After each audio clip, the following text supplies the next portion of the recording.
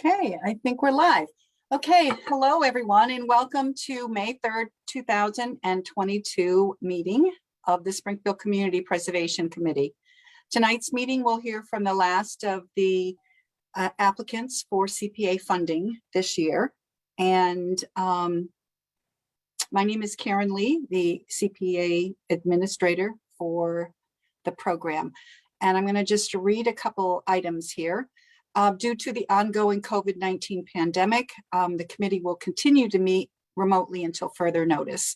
To reach the committee or to submit a comment, send to the Community Preservation Committee, City Hall, 36 Court Street, Springfield, 01103, or email to cpc@springfieldcityhall.com. And the telephone number here is 413-530-1268. Meetings are recorded and available for viewing on our Facebook page. And Bob will go over the presentation details when he is on and after he introduces the committee.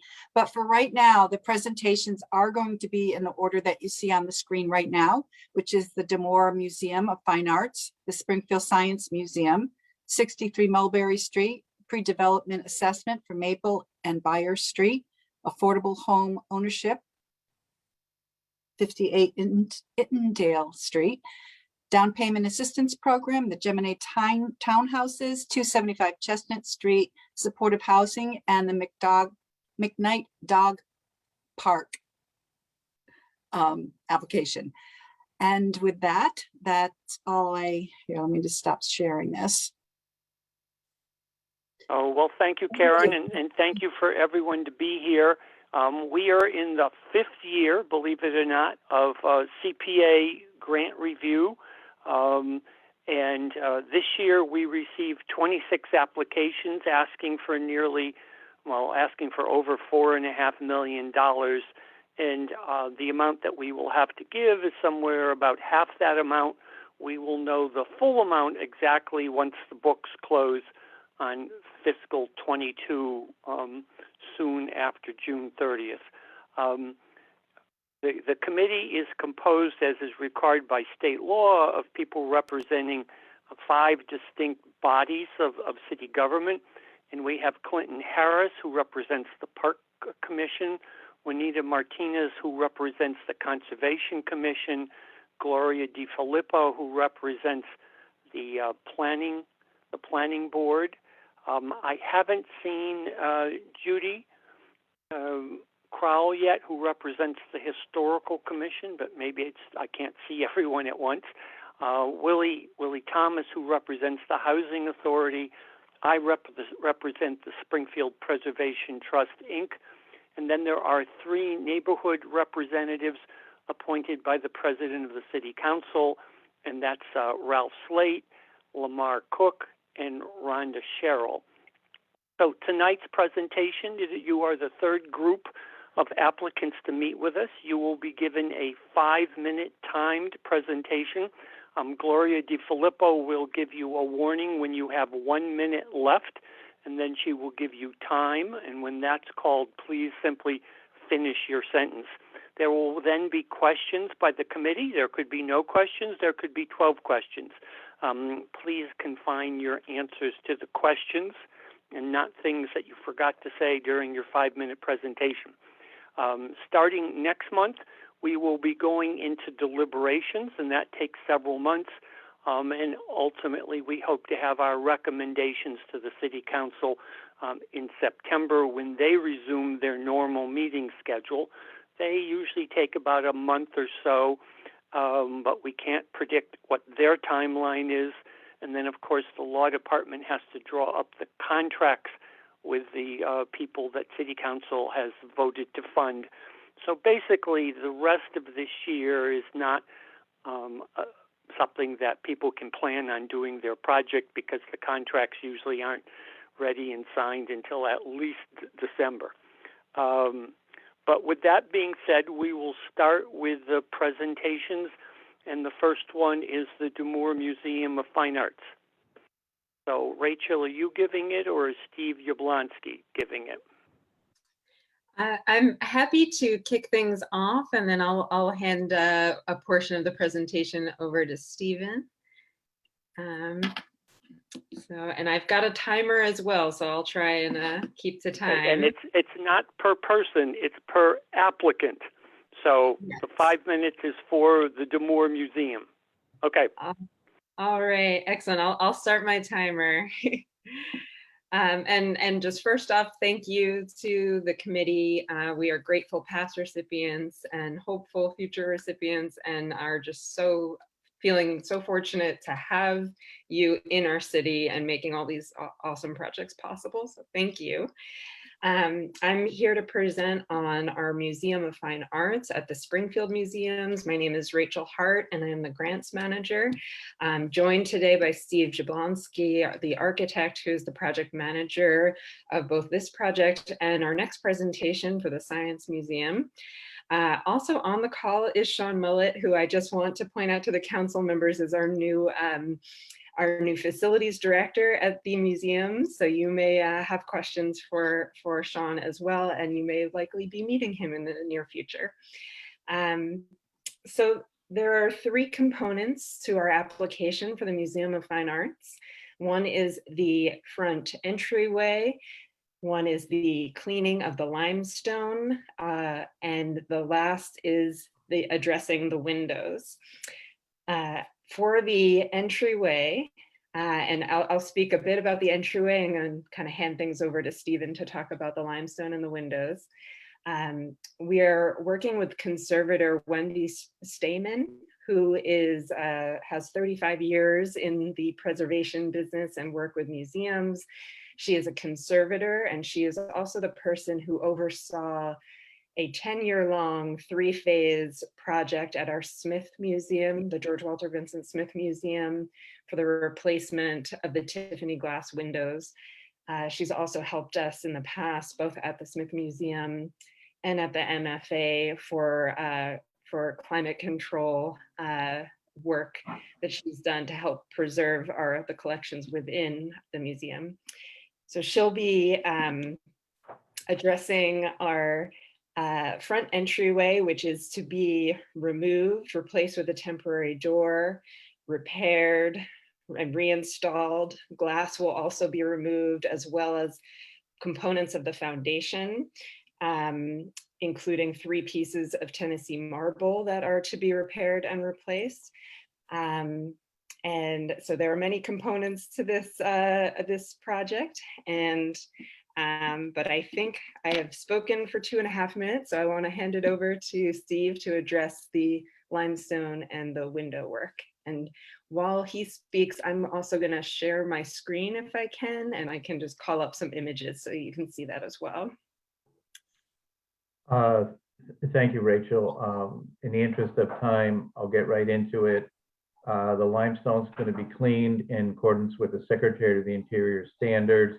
It'll be a very gentle, so there's the picture of the Art Deco stepped top door that's extremely unique and will be handled with care.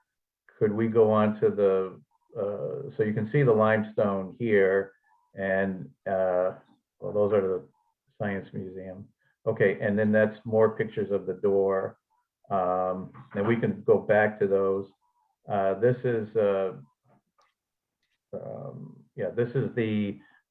Chestnut Street facade, and it shows the steel sash window. There's 8 of them on this facade that we're proposing to replace in kind, do an in-kind replacement with new steel sash windows. If I had more time, I could delve into that. In general, in a nutshell, it's a more cost-effective, environmentally sound way to treat the windows as opposed to scraping and painting them 1 minute outside. Okay, and then the facade, you can also see, we won't just leave it on this in the sake of time, that you can see the staining at the top of the facade.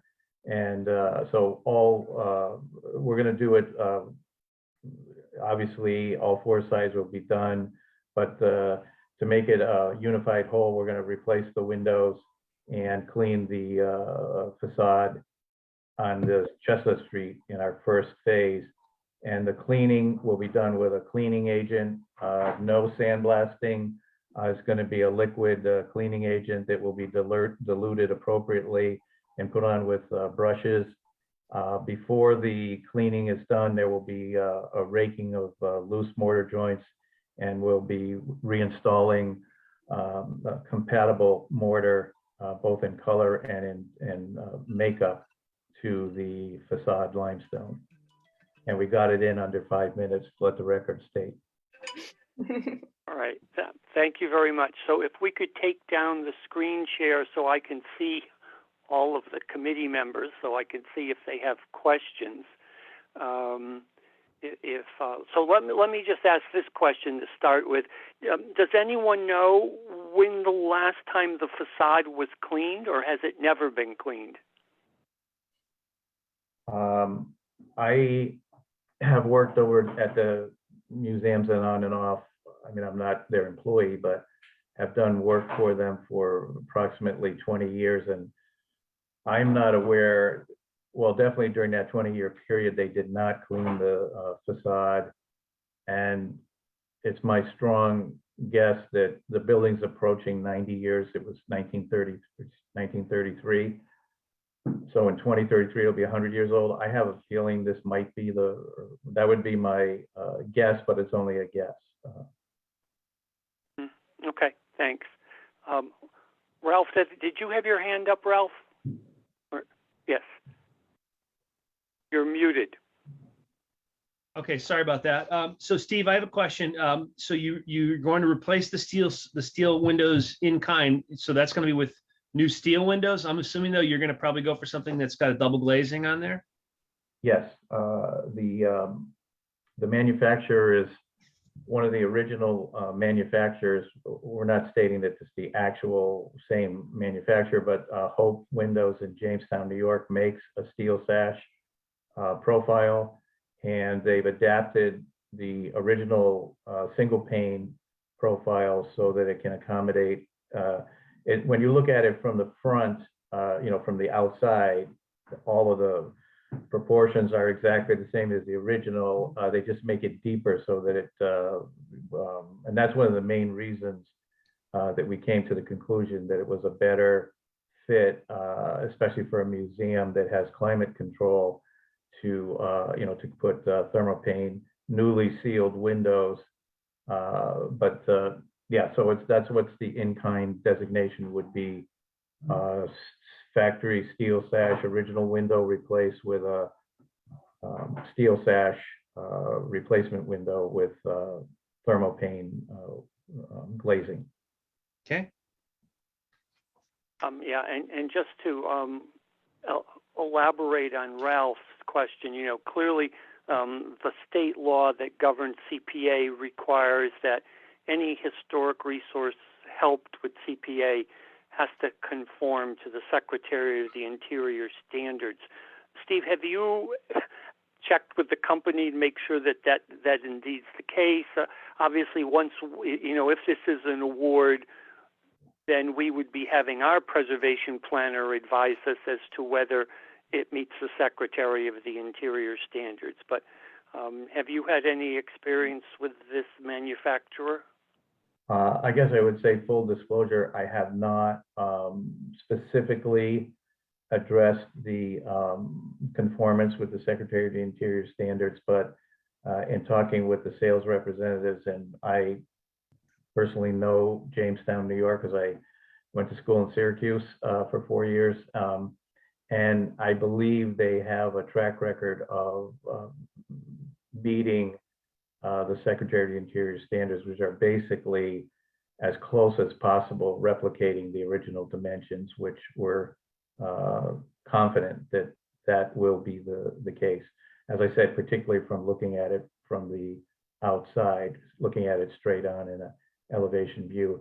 However, as time permits, we will, because we got kind of a general approval for maintenance of the windows and the repair of the various other projects that are listed on this application from the Springfield Historical Commission. But when we have the specifics of the actual shop drawing showing the exact dimensions, we'll share those with the committee and with the Historical Commission for approval. Clinton, you had a question? Clinton, you're muted. Yes, thank you, Bob, very much.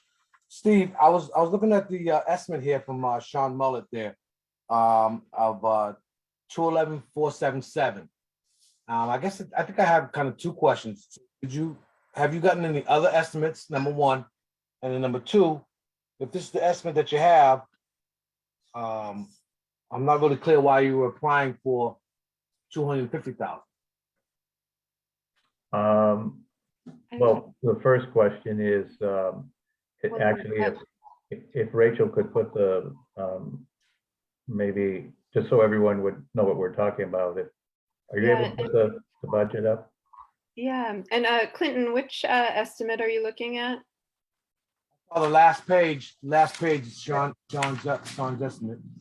Yeah, so it's from Kelly for the limestone cleaning. So the only what we included was 1/4 of the limestone cleaning for just the Chestnut Street side. So it's not the bottom line on that estimate that's in the full budget. But what I can do is share screen so you can see what is included.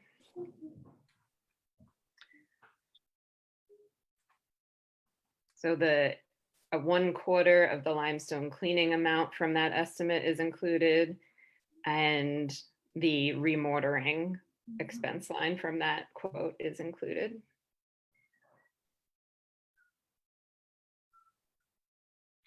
Does that answer what, Mr. Harris, what you were inquiring about, or? Well, the first question was, do you have any other estimates? Oh, yes. We They have are, gotten, yeah, they're all included in our attachments. So included is Steve's, the one you're looking at here, the one from Savage Metal Restoration for the door, the 72,000 and the 20,000. And what we sent over today, because we did make one, as Steve spoke to earlier, initially we had talked about just scraping and painting the windows, and upon further research and an estimate from Chandler and Hope's Window, we are now suggesting that we spend those funds doing a proper in-kind replacement of the windows on the west side, on the Chestnut Street side. And so we also have a quote for that. but if I could just jump in, Rachel, I think what Mr. Harris, if you could probably elaborate a little bit more on your question, but I think what the line of questioning is, did we get other competitive quotes for the masonry restoration and the door and I guess I would say the answer is yes. Over a period, this is the second year that the museums have submitted this request for work on the Museum of Fine Arts, and we've had several estimates for repairing of the windows. There was 2 firms at least that I'm aware of, possibly 3, that quoted the repair of the door, and we got at least 2 quotes for masonry restoration, and the Kelly building quote was much more affordable than the other quotes, as was the repair of the door. Although, to be honest with you, the quote for the repair of the door, as you might imagine in a world-class museum, the front door, it's not just the lowest bidder gets the work. And I mean that, sincerely, that the museums have really covered it, and they feel that they've got a company that will, secure their building while the thing is being worked on. But is that kind of what you were referring to? Yes, very good. I remember your request last year, and know that the prices have changed. Yes, thank you. That's good. Okay. And I would imagine you'd want to be as thorough as you could. Also, just to follow up on that, it's very difficult to, if you go back in your records to compare, because as Rachel alluded to, last year, I believe we were contemplating cleaning all four sides, and we were just contemplating the painting, but we've kind of evolved our thinking to do one facade at a time and replace the windows as well as clean the masonry. So if I understand this correctly, so the proposal is now to rehabilitate the grand entry door off the quadrangle, to clean the Chestnut Street facade, and to do appropriate window replacement of the Chestnut Street facade. So it would be helpful if, Rachel, we could have, let's call it an amended budget that focuses on those. Now, keep in mind, the CPC has its own policy of never giving more than $250,000 to any one project in any one year. And so, given that the application that's in front of us has a different mix of items with different expenses, and the letter that you recently sent us was simply for the doing all of the windows, we need to see something that sort of breaks out the Chestnut Street windows as a line item, and then add to that the door and the Chestnut Street cleaning. So the budget that I just had on screen is the revised budget that we submitted to Karen earlier. We were in touch about this. So this does reflect the expenses of just the door replacement and the cleaning of west side only, and the replacement of 8 windows on the west side only. Oh, okay. Well, thank you. I'm a Luddite when it comes to technology. So what I did see was the letter from the window company giving the total cost of all the windows. I must have somehow not clicked on whatever would have gotten me to your revised budget. Okay. Yeah, and you'll see on the quote, and Sean worked with them on this they also provided a per window estimate, and that's what we use to calculate the cost of just the 8 windows on the Chestnut Street side. I see. And since what you put up was too small on a screen share for me to see, what is the total amount that you're now of this revised phase? And I assume you're still asking for the full 250. We are asking for the full 250, but the bottom line of our budget has not changed because we did not want this to be a drastic revision. So we just took the one line item that was originally $109,000 for the scraping and painting of all windows, and we have replaced it with the in-kind replacement of the west side windows. So the bottom line is still $264,891. Okay. Gloria, did you have a question? Yes, Bob, thank you. What happens, I see on the application that this is, you're not seeking a multi-year funding. So what happens to the other 3 sides of the building? Do they need limestone repair? Are there windows that need repair? That's a good question. We're not seeking multi-year funding with this application, but that is in part just because we've experienced that it's in our interest to kind of address these needs year by year.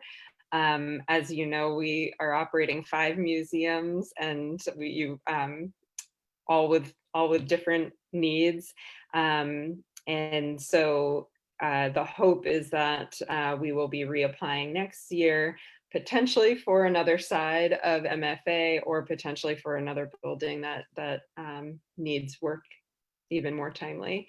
But the long-term plan is to address all 4 sides of the building, and we are open to applying to Mass Cultural Council and other the Cultural Facilities Fund, other sources of income that can help speed that process along, because funding obviously is key in making this all happen. Hey, any other questions from committee people? I do have one more, Bob. Okay, I'm trying to think on how to express it. Take this as just a question. What happens if this is not funded? How are you going to support the building? Meaning the doorway and the windows. I'm sure that the limestone is important, and I'm not trying to say it isn't, but I would think windows are a little bit higher up on the scale. Yeah, I mean, as with all of our funding needs, we're going to just keep at it and keep applying till we are able to fund these repairs. We do in our budget have a commitment to support up to 10% of the total cost. So some amount of the funding comes out of our like the Springfield Museum's facilities fund to cover the costs. And like I said, we are planning to continue applying to additional sources to make it possible. Okay, thank you very much. okay. And any other questions? If not, we will move on to the next item, which is the Springfield Science Museum.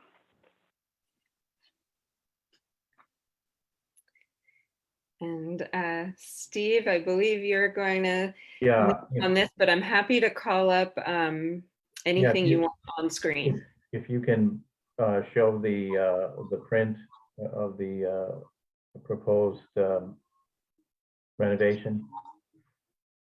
Sorry, did you say the architectural plans or the Yeah, budget? the architectural Oh, plans. sure. Okay. And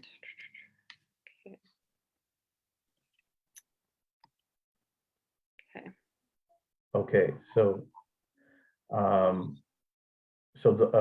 in 5 minutes, the summary of the project that I imagine most of you that were on the committee last year remember is to rehab the plaza that's the quadrangle side of the Science Museum.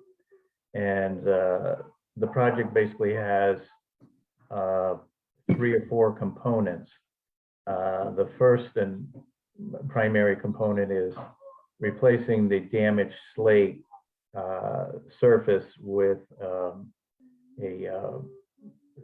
brick paver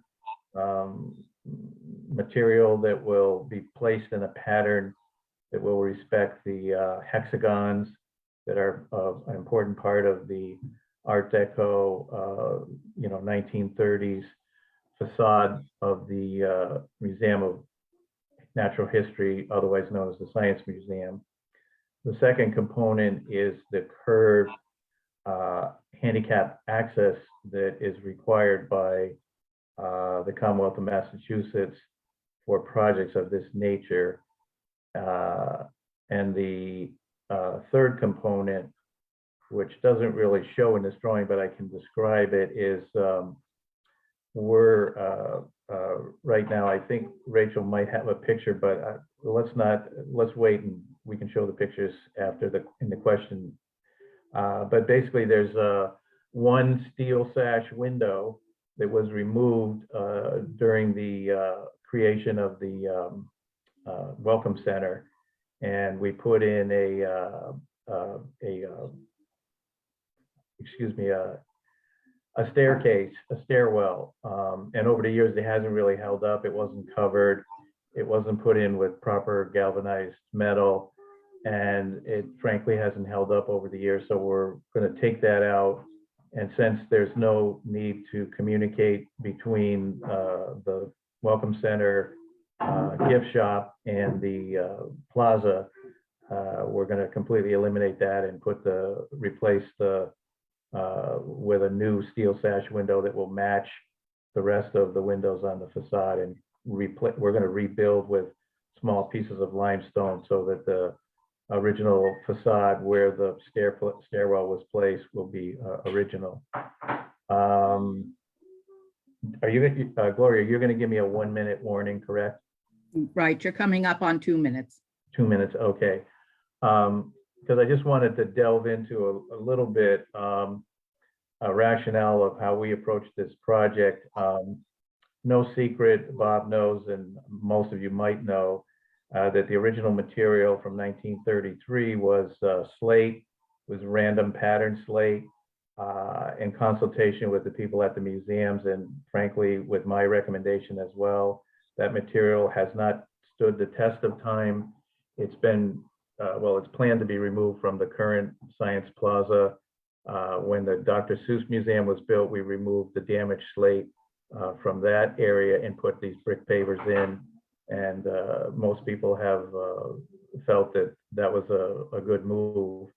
In general, what it boils down to is slate just doesn't hold up to a New England weather, series of saltings, etc. It's too thin. Excuse me, even if you get it cut extremely thick, compared to its overall dimension, it's just, it's not as thick.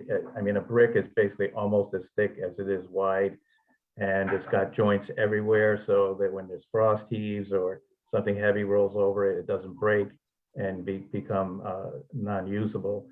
So we felt that the best alternative, 1 minute, Steve. even though this, thank you, Gloria, even though the Secretary of the Interior Standards clearly states that you're supposed to do an in-kind replacement, respectfully, we don't feel that that's the way to go. And that's why we altered our application slightly. I don't know if this makes any difference to any of you. We did it respectfully, but we're submitting this as a public park, which we, in fact, we feel is justified. And so hopefully the historic scrutiny will be a little bit less. And just in closing, I'd like to acknowledge that the Springfield Historical Commission did approve the pavers. Now, full disclosure, we didn't show them the original slate material. However, that's for your decisions to kind of come to a conclusion on that. So now I'll take any questions. Time is All up. right. Thank you, Steve. If we could go back to a full screen again. So let me just lead off. You know, clearly, if we recommend this and City Council approves it, then our preservation consultant will review the work. If she finds that it meets the Secretary's standards, then we're good to go. But I guess my question comes is if she finds that replacement of original material with material that's not there doesn't meet the Secretary of the Interior standards, are you prepared to put slate back in there? You know, I guess I would say the answer would be yes. Although, you know, if I was the decision maker, my honest and frank answer would be I'd have to think twice about that, because the slate, with all due respect to everybody involved, the slate just does not hold up. And I think it's not a responsible use of public funds to put something that, you know, even though you're repairing it, I think there should be some, or I mean, it's I'm just giving my opinion that replacing it with a traditional brick material that's probably, if you went back in history, older. Human beings have used brick pavers for a lot longer than they did put little pieces of slate into plazas. So I would say, you know, it's not the exact material that was used in 1933, but because over the 90-year period, almost 90 years, it hasn't stood the test of time, that we don't feel it's but I would say the museums would take the, you know, would take the grant and put the slate back in. I do want to add too that the intention is to make this space usable for families and visitors, with, you know, tables with an ability to hold any number of programs, DJs, vendors, things like that. So durability should is a factor if approved. Obviously, it's in our interest to make it as long lasting as possible, so that more people can be attracted and using of the space. And I am happy to share those images of the current state of the slate if needed. Well, I think it's in the application, so it's, I don't think we need to see that. So are there any questions from committee members? Ralph, I see your hand up. You're muted, Ralph. I'm sorry, I have a question about sort of the overall, I'm trying to figure out how to sort of balance your request for opening up the space to more people with the fact that that triggers sort of the ADA portion of it, which substantially sort of alters the appearance of that space, but by requiring the ramp to be put on the front of it. I support the ADA obviously, but sometimes there are situations where, is that a good trade-off? Like I know that if you're going to have people there, you need to have the access, but how important is it for you to have people in this space, to sort of open it up and to have it for programming? How big is the space? Is it really going to be used? Well, Do you want photos on screen? I mean, yeah, I have the pictures here, but Yeah. I'm just even looking at the fact that there's not, like, between sort of the rounded stairs and the edge of the steps, it looks like there's maybe 4 to 5 feet there. That's sort of the narrowest point. I don't know. Is it a space that's going to be actually usable that sort of warrants the alteration of the sort of the front facade of the building due to the ADA? Yeah, I am prepared. Well, I mean, it's my analysis. I guess there could be conflicting opinions about it, but my reading of the not so much the ADA, but the Massachusetts Architectural Barriers Board, which is what the Commonwealth enforces. Sometimes they're 1-for-1, but just so happens that the Massachusetts one is not necessarily 1-for-1 with the ADA. Put that aside. My reading is that if you're spending any money and replacing or repairing any element of any building, it has to be compliant with the standards. And also there's certain thresholds. I believe it's $100,000. In other words, if you spend over $100,000, everything has to conform. And once you repair a plaza that's 3 steps up, and it's not accessible from the public, and there's 6 or 7 steps down, there's no reading in my mind of how you could justify that without making it accessible. We did present this to both to the Springfield Historical Commission, which approved it, and we presented it to in a very schematic way to the building commissioner, Steve Desolé, and his assistant commissioner, Mark Hebert.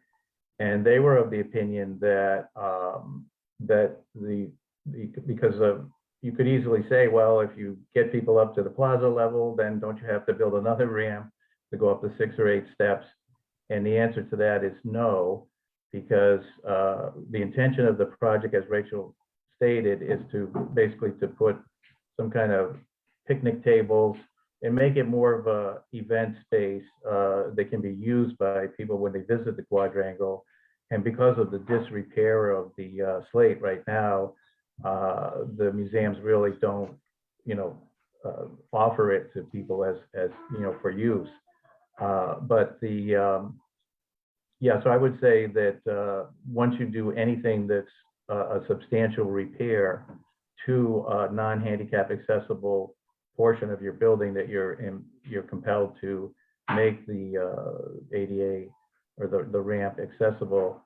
And just as an aside, many years ago, the Museum of Fine Arts, which we were just looking at, the entire quadrangle was cited for handicap violations. And as part of the consent decree with the Massachusetts Barriers Board, they agreed to make the entrance to the museum, the fine arts that is, accessible. Because at that time, and in the opinion of the Barriers Board people in Boston, there had been enough money spent on the building that it should have been made accessible, and it wasn't. And so I guess that's my, I feel it's, that you could not repair the plaza without making it accessible. And just to follow up, there's the door that you're going to be removing and replacing with a window. Is that currently as it is? Is it accessible right now through that doorway? Is the plaza accessible that way? Or is there a step? There's steps, there's several steps, yeah. Okay.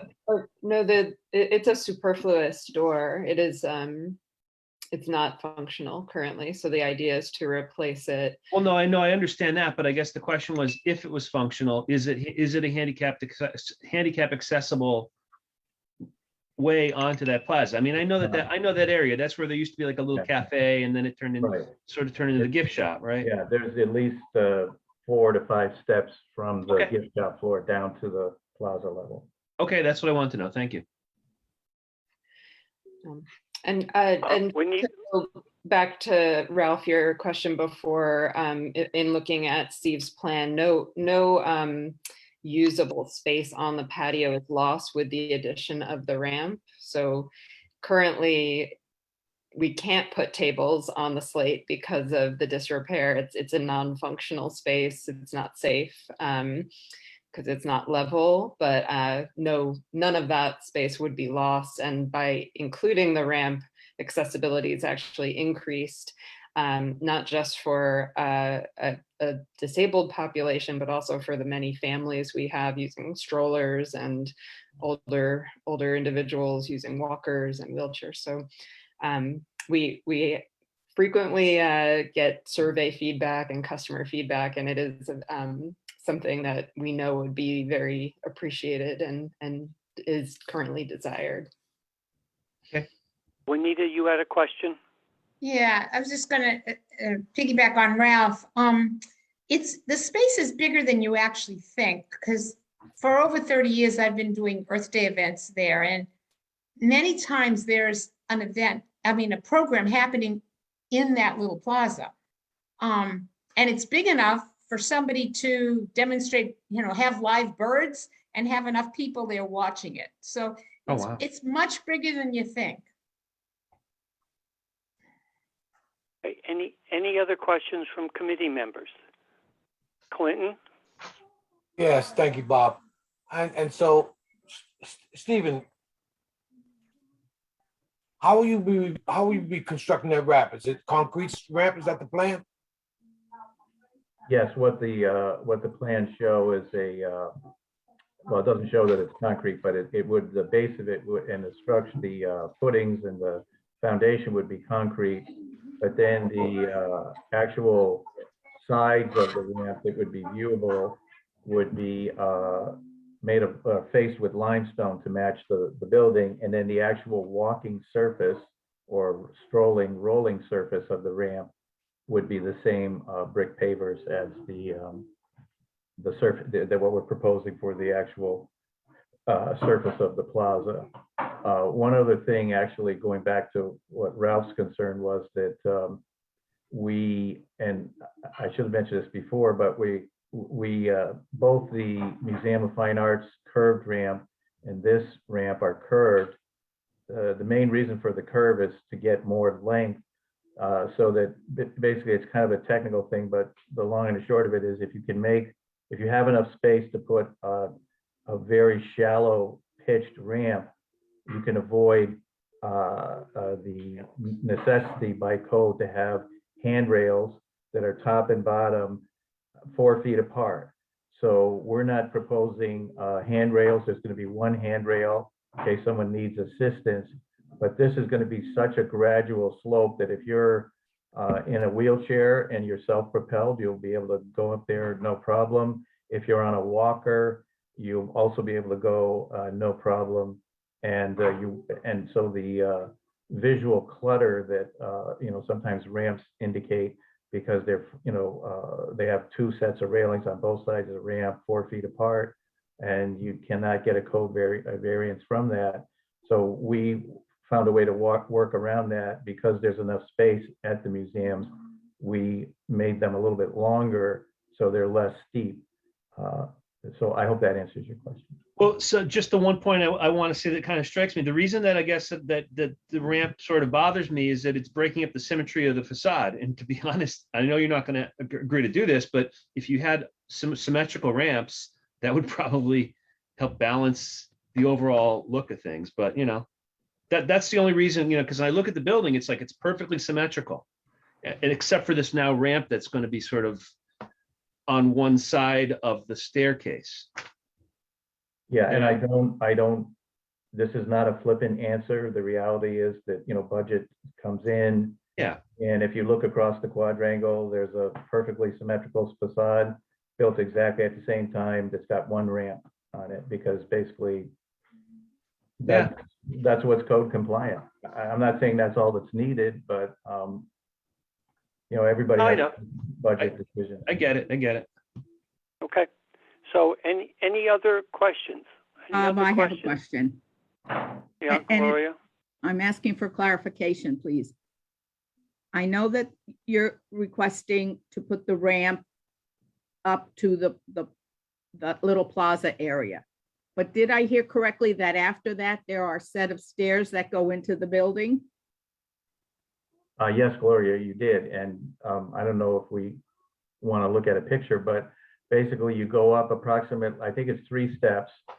Yeah, so, and then you see there's, I can't count them, but basically there's 3 steps up to the plaza that will be taken care of with the ramp. And we went to the building commissioners and said, and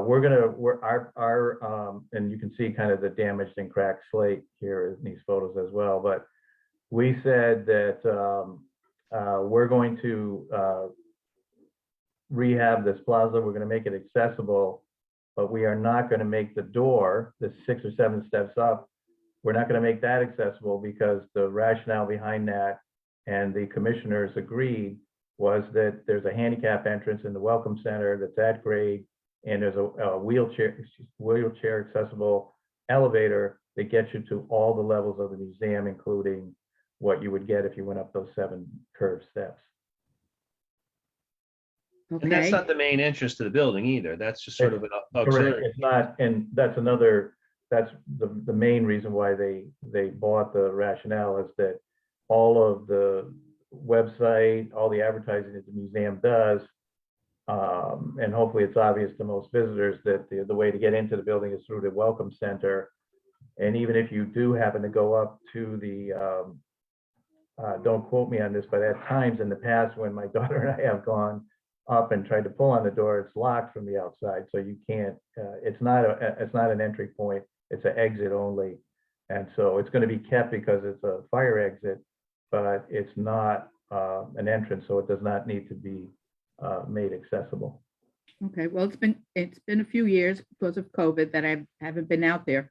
Are there signs to that effect telling people to go to the Welcome Center? Absolutely. I mean, when you, Okay. as soon as you come into the parking lot, it's very clear where the entrance is, and it's marked. And it's also, to the best of my knowledge, the last time I've gone there, it's clearly marked when you're standing on the quadrangle that the door that we were just looking at is not an entrance. Okay, And that's it all says- I was concerned with. Yeah, so and it directs patrons to the Welcome Center for. All right, thank you. entry. I will just add that it is a very commonly used exit door. It's kind of a natural place when you've finished touring the museums to exit. And so currently it's not an exit that can be used by anyone with a walker, wheelchair, stroller. So this proposal really would be addressing a significant need. All right, any other questions? All right, well, thank you so much, and we will move on to the next presentation, which is 63 Mulberry Street. And I believe Attorney Michael Swain is making the presentation. Yes, thank you. I thank the board for your time tonight and letting me present this matter. This is a little bit of a unique situation in the sense that the applicant, my client, Victoria Capital Trust, is the mortgagee of the property at 63 Mulberry Street. So there's a ongoing litigation regarding various things and various cases in multiple courts that recently got consolidated, but the the main case, excuse me, the main case that has to deal with this is a code violation case where the city of Springfield condemned the property. Currently, there's an order that was issued quite a while back that put my client in management of the property, for lack of a better term. So right now, my client is looking at trying to potentially rehab the property, which consists of a main building, main house, as well as a carriage house, which unfortunately is going to have to be torn down. The city has been pushing to have that taken care of, to have it torn down, the carriage house that is. And right now we're applying with the hope of, with CPA funding, that we could potentially rehab this historical building. I did send over yesterday, and I do apologize for kind of the last minute submission, but a letter of support from the Springfield Preservation Trust. And what we're looking to do is basically rehab the entire building. I've got it listed in the application regarding demo of our MEP systems, which stands for mechanical, electrical, and plumbing, rebuild and repair exterior walls, heating, and porches to code, replace all the windows and doors, install new siding, install new roofing shingles, repair masonry, install new systems, including electrical service and distribution, HVAC systems, plumbing, fire alarms, etc. Insulate the building to code, install new millwork and hardware, install all finishes, including paint, flooring, shelving, etc. So this building is really in a really in bad shape. There was a fire that occurred a few years back that certainly added to the disrepair of the building. And at this point, my client's kind of weighing the cost benefit analysis for where they go from here. 2 minutes. Thank you. So at this point, they do have, I think it was 3 different contractors sent along proposals, which I included with the application. Unfortunately, they're rather expensive. We're looking at an average price of close to $1.8 million to get this building back up to code. And as I mentioned in the application, there was a couple of things with the contractors' quotes that we'll have to revise. In particular, they mentioned final siding, which, being a historical building, we're not going to be able to do that. So so that $1.8 million figure may actually increase depending on the price of costs and things to be able to use materials that will, match up with the historic nature of the building. I'd be happy to take any questions and try to answer them to the best of my knowledge and take it from there. Ralph, was that a question? Yes, I see the Yes. hand now.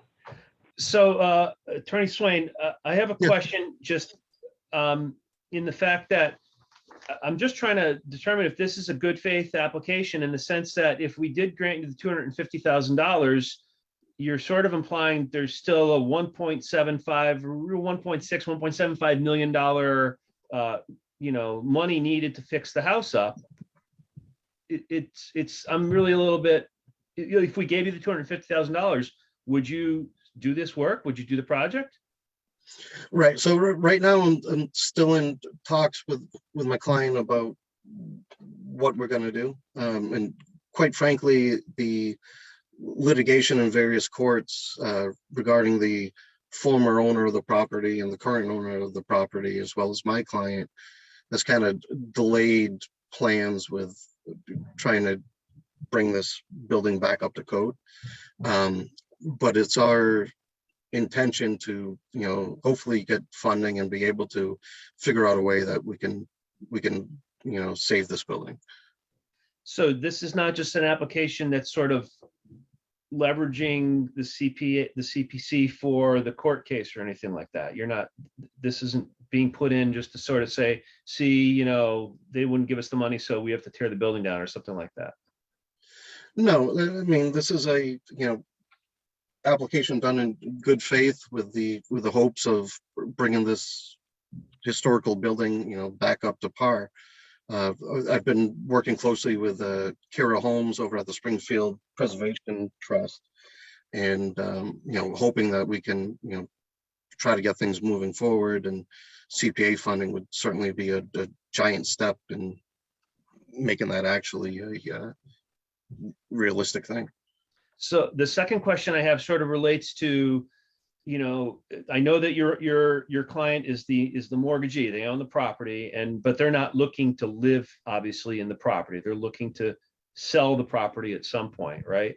So the question I have for you is, and maybe this is just more of an opinion question, which is how am I, how should I sort of weigh the profit that, assuming it goes successfully, right? The beneficial case here is that you're going to sell the property and you're going to make some money off of the profit, right?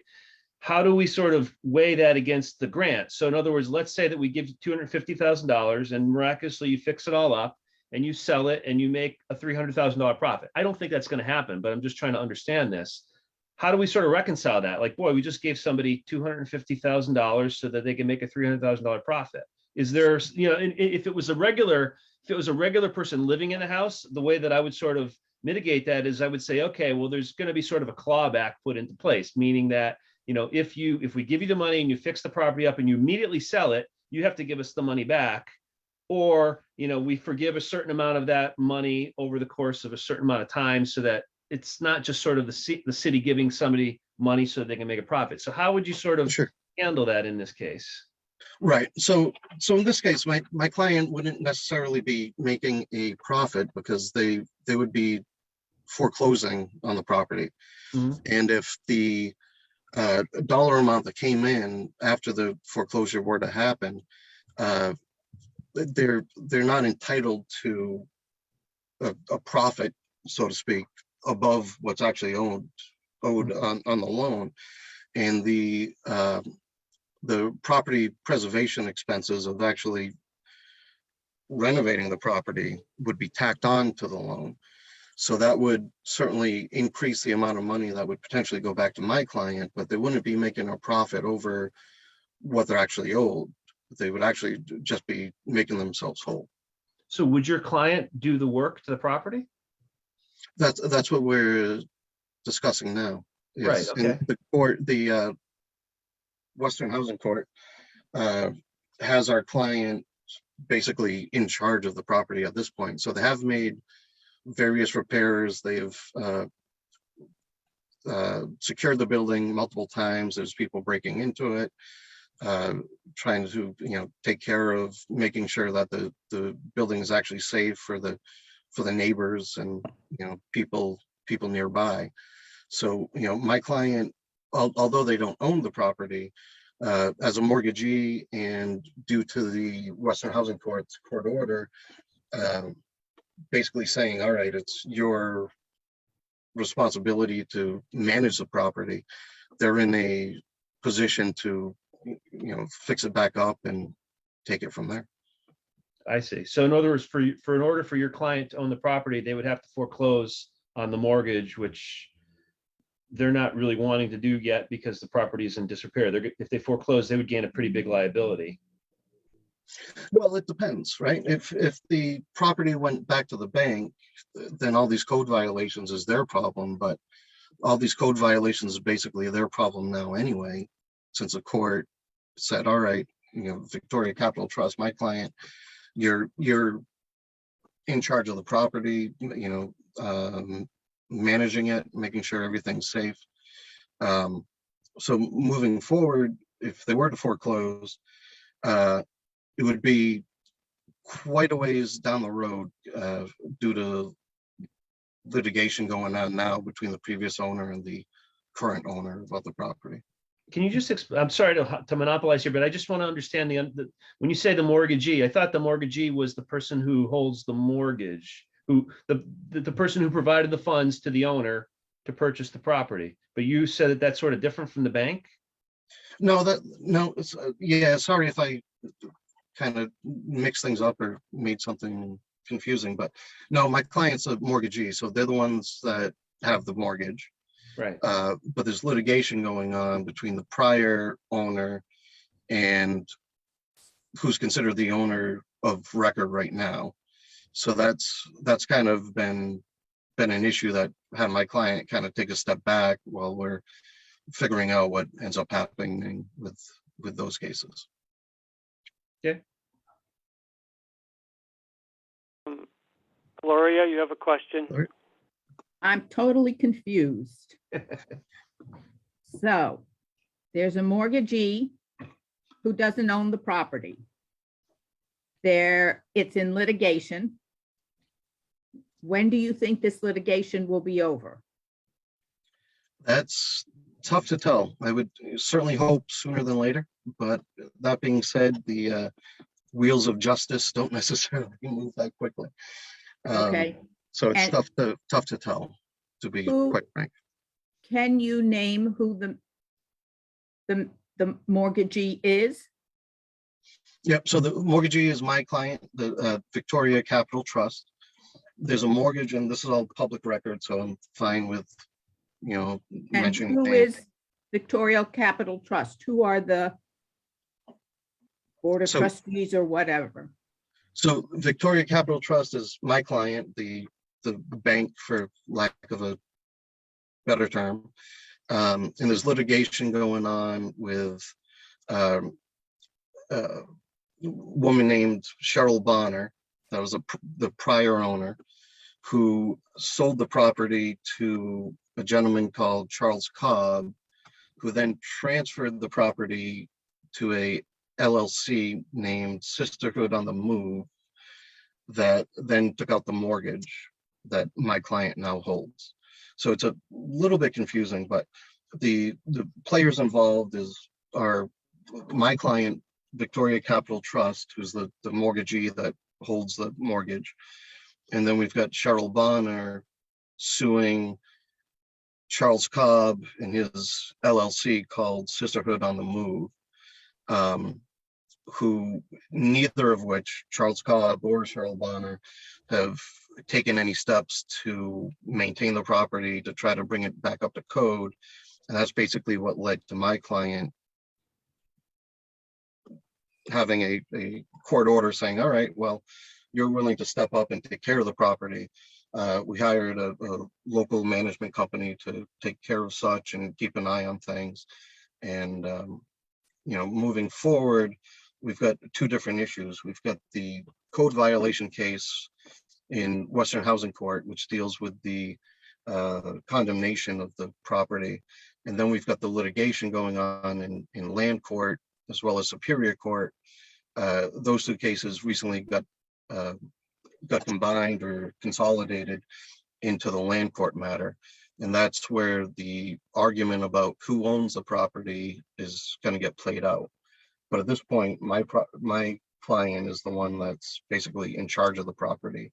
And that's why I'm here today asking for the funding, hoping that, we can take this property that Springfield Preservation Trust has had on their most endangered list for quite a while now. And we're hoping we can get this property back up to the shape that it really should be. Thank you. So let me ask you. If we were to recommend this project and City Council were to approve it, is it a matter of that this money would sit and, let's call it, wait until there was a soup to nuts rehabilitation effort on the building? Or is it that the mortgagee, your client, would simply use the money to do some work on the building now? So we would have to go back to Western Housing Court and submit a rehab plan and get the court's approval to move forward with it. So that would be our next step, is to, finalize, all right, funding, get updated quotes regarding switching out the vinyl siding and things to make sure we can maintain the historical character of the building, and then move forward from there. So we would certainly need the court to sign off on the rehab plan. Any other, Ralph, you have another question? Yeah, I'm starting to understand this a little bit better. But I guess the question that I have is, in looking through the thing that was submitted here, I mean, so certainly there's the $1.8 million quote, which is not detailed in the least bit. But if you were to, receive this $250,000 in funding from the city, what would it be spent on? I mean, I'm concerned, I guess, that it would be spent on demolishing the carriage house, which that wouldn't be an appropriate use for the money, or it would be spent on, hiring somebody to go and clean up the property every so often, which again wouldn't be a reasonable expense. Right. No, the funds would certainly be used for the actual rehab of the property. I mean, at this point, my client has certainly put out a decent amount of funds just kind of maintaining it, but it's in such rough shape that there's numerous things, in the proposal description. I mentioned, quite a few bulleted items that is basically, a full renovation of the entire building. So it would, certainly be used towards that. Is there Gloria, you had a question? I'm sorry. I'll let somebody else go. No, Ralph, you Gloria? can finish. Okay, I just wanted to know if there was an opportunity to spend less than $1.8 million and to stabilize the building. So obviously the way that I sort of see the situation is that this building is in imminent loss or imminent danger of being lost, demolished, whatever. But the $1.8 million is pretty obvious not going to be spent on this building. It's not worth 1.8 million. It's never going to be worth 1.8 million in my lifetime, at least. So is there an amount of money that can be spent to stabilize this building so that it will see it, I mean, the 1.8 million is probably, let's call it the Cadillac plan, right? Is there the Pontiac plan that stabilizes the building and makes it inhabitable, but maybe doesn't replace marble fireplace mantles and that kind of stuff? Yeah, that's a good point. That's a very good point. And that's something I'll have to check with the contractors about, to see, all right, is there a way to basically bring this building back up to code, as well as making sure it's done in a way that fits the historical nature of the building, and then get the condemnation order lifted and then move forward from there. Which is a very good question, and it's something I can certainly reach out about. Okay. Gloria, you had a question then? Yeah, I would like to see an itemized budget for the 250,000, what it's specifically going to be used for, because that's a criteria for us. And the second thing is opinion, and it's my opinion only. I'm uncomfortable with a bank, us giving the money to a bank, Victoria Trust. It doesn't sit right with me, and that's just my opinion, and I wanted to state that. Thank you. Okay, thank you. Any other questions from committee members? So let me just say this. I went with Kira Holmes look at the interior of the building, and it is indeed a grand Victorian home. And Michael, your application didn't have any interior photographs. Is it possible that you can have some sent by your property managers to the committee? Because I think it's important Yes, for that sure. we see that this is not just any old building. This was the high-end house that got gussied up in the late Victorian age. The other thing, Michael, is you had said you would be sending us your fair wage certification, and I don't think we Oh, yeah. received that. Yeah, I can certainly take care of that and get that over to you, as well as photos. I do have photos from not only the property manager, but I believe Kara sent some photos to me as well when she went through the building. So yeah, I'd be more than happy to send those over to you, certainly. So if we could have them by the 27th of May, send them to Karen, and she will then forward the estimate, the tax certification, and some, you don't have to go wild with interior photographs, but they show the grandeur of the house, and they also show the degree of neglect, because my understanding is before the fire there were vandals in it, so the house is, That's right. furniture's all thrown around, and everything is a mess. All right, so That's if correct. we don't have any other questions from committee members, thank you very much. If you can get us that material by the end of, before the Memorial Day weekend, we will then move on to the next presentation, which is pre-development assessment for Maple and Buyer Street. Tina, are you going to be making that presentation? I am, yes. Hi, Very good, my thank name is Tina Quagliato Sullivan. I am the city's Director of Disaster Recovery. I have a couple slides. I know that these photos are in the application, but I figured I could scan through them as I'm talking. I imagine most of the folks on the board are fairly familiar with these properties because you had previously designated some funding towards the redevelopment of a couple of them. Yeah, So Maple basically, Street, but not Buyers. Yep. correct. So all three properties were previously owned by the city.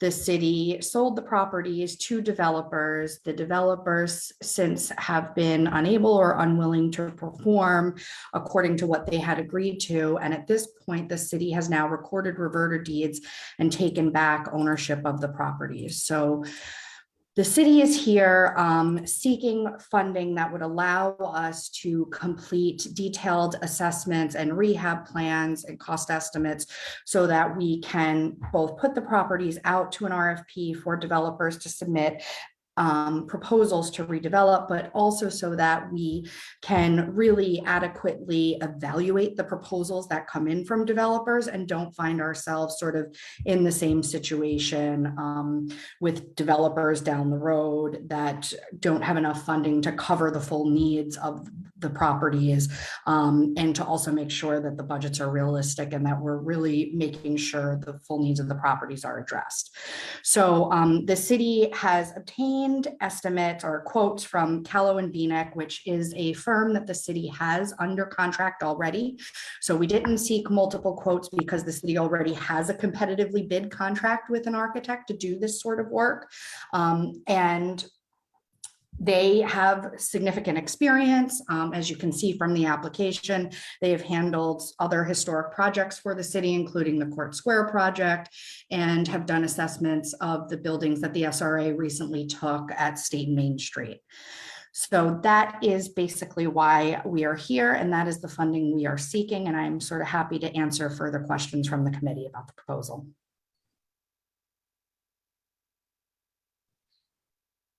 Okay, thank you. If we could go back to full screen. Yes.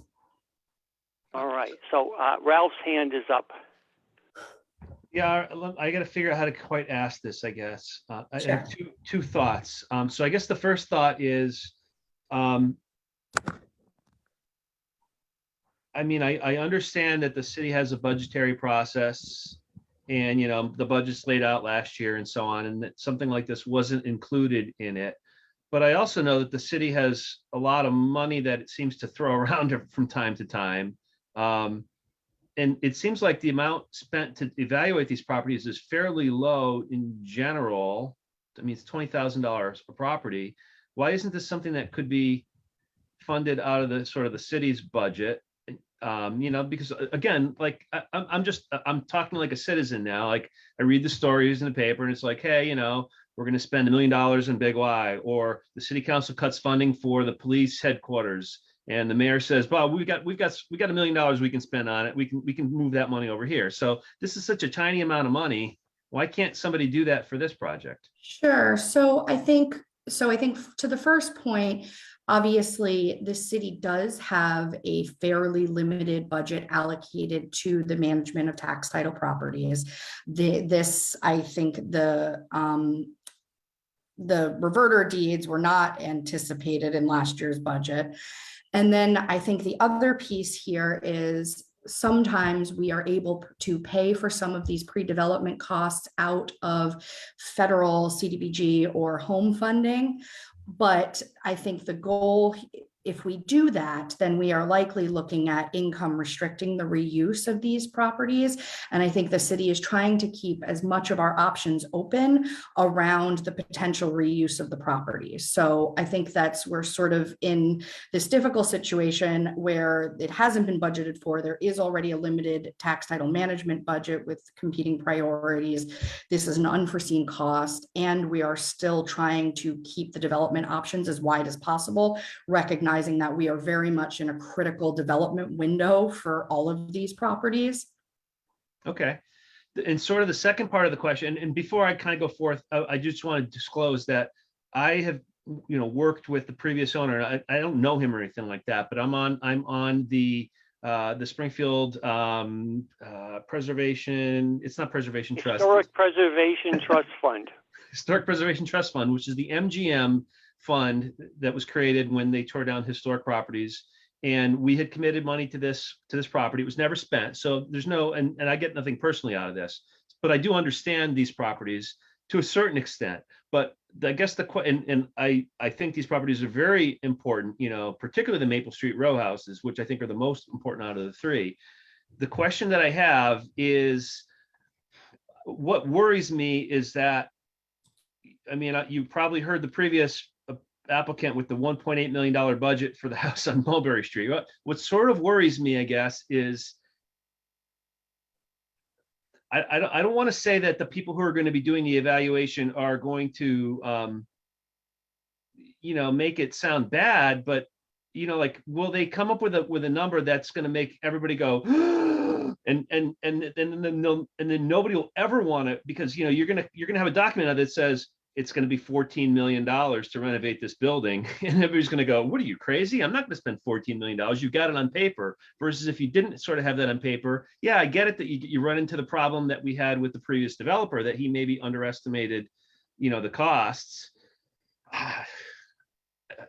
So, I mean, obviously, I guess I can't assuage all your fears, right? But I can say the city is very interested. I mean, these are significant and highly visible properties, right? So we're very interested in a solution here that benefits the neighborhoods. And that's sort of, I think, everyone's goal.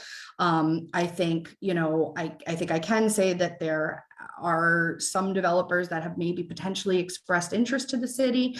And I think I will also say we are seeking funding from the other entity that you referenced, the other historic trust, for this project as well. And I can't say that the budget's going to come, that they're going to come back with costs that aren't very high, right? Because I think you don't know, but you know, the city is committed to putting out RFPs for development and is committed to seeking additional funding sources to try and, you know, help assist in that budget and in these redevelopment for developers, and is interested in working with developers like we have in the past. So, and I should say on Maple Street, it is worth noting the city did also previously invest funding there to do emergency stabilization of the property. And so we have financial interest in saving these buildings. Okay. one last question. Without sort of disclosing too much, I mean, have there been parties who have shown, who have kind of sniffed around these buildings and said, yeah, we could possibly be interested in it? Or is, I'm just trying to figure out, or are these just dead, No, I think, we have had some recent interest, and I don't know that I can disclose much more than that. That's fine, that's fine. But yes. Okay. Any other questions? I guess, Tina, the one thing that I just would raise, and it sort of piggybacks with Ralph, is, you heard our timeline, which is recommendation, deliberation in the summer, city council in the fall, which means that if we were recommended funding, you would not have a contract from us until like December, which means that it's almost an entire year away, where right now it's budget season, and maybe the mayor could be prevailed to put an extra $80,000 just for this year into the tax title budget. Because we don't do reimbursement. So you can't do the work now and then say, oh, if city council approves us, please give us the money then. Yes, I do understand that. And I will say, when we spoke to the other historic preservation board, we did say that if they had the ability to fund the project sooner than the CPA committee could, we would certainly withdraw our request to the CPA committee. I think as far as the budget goes, city departments have already submitted their budgets, and that's already well through the review process at this point. So I don't know that we can now go back and amend.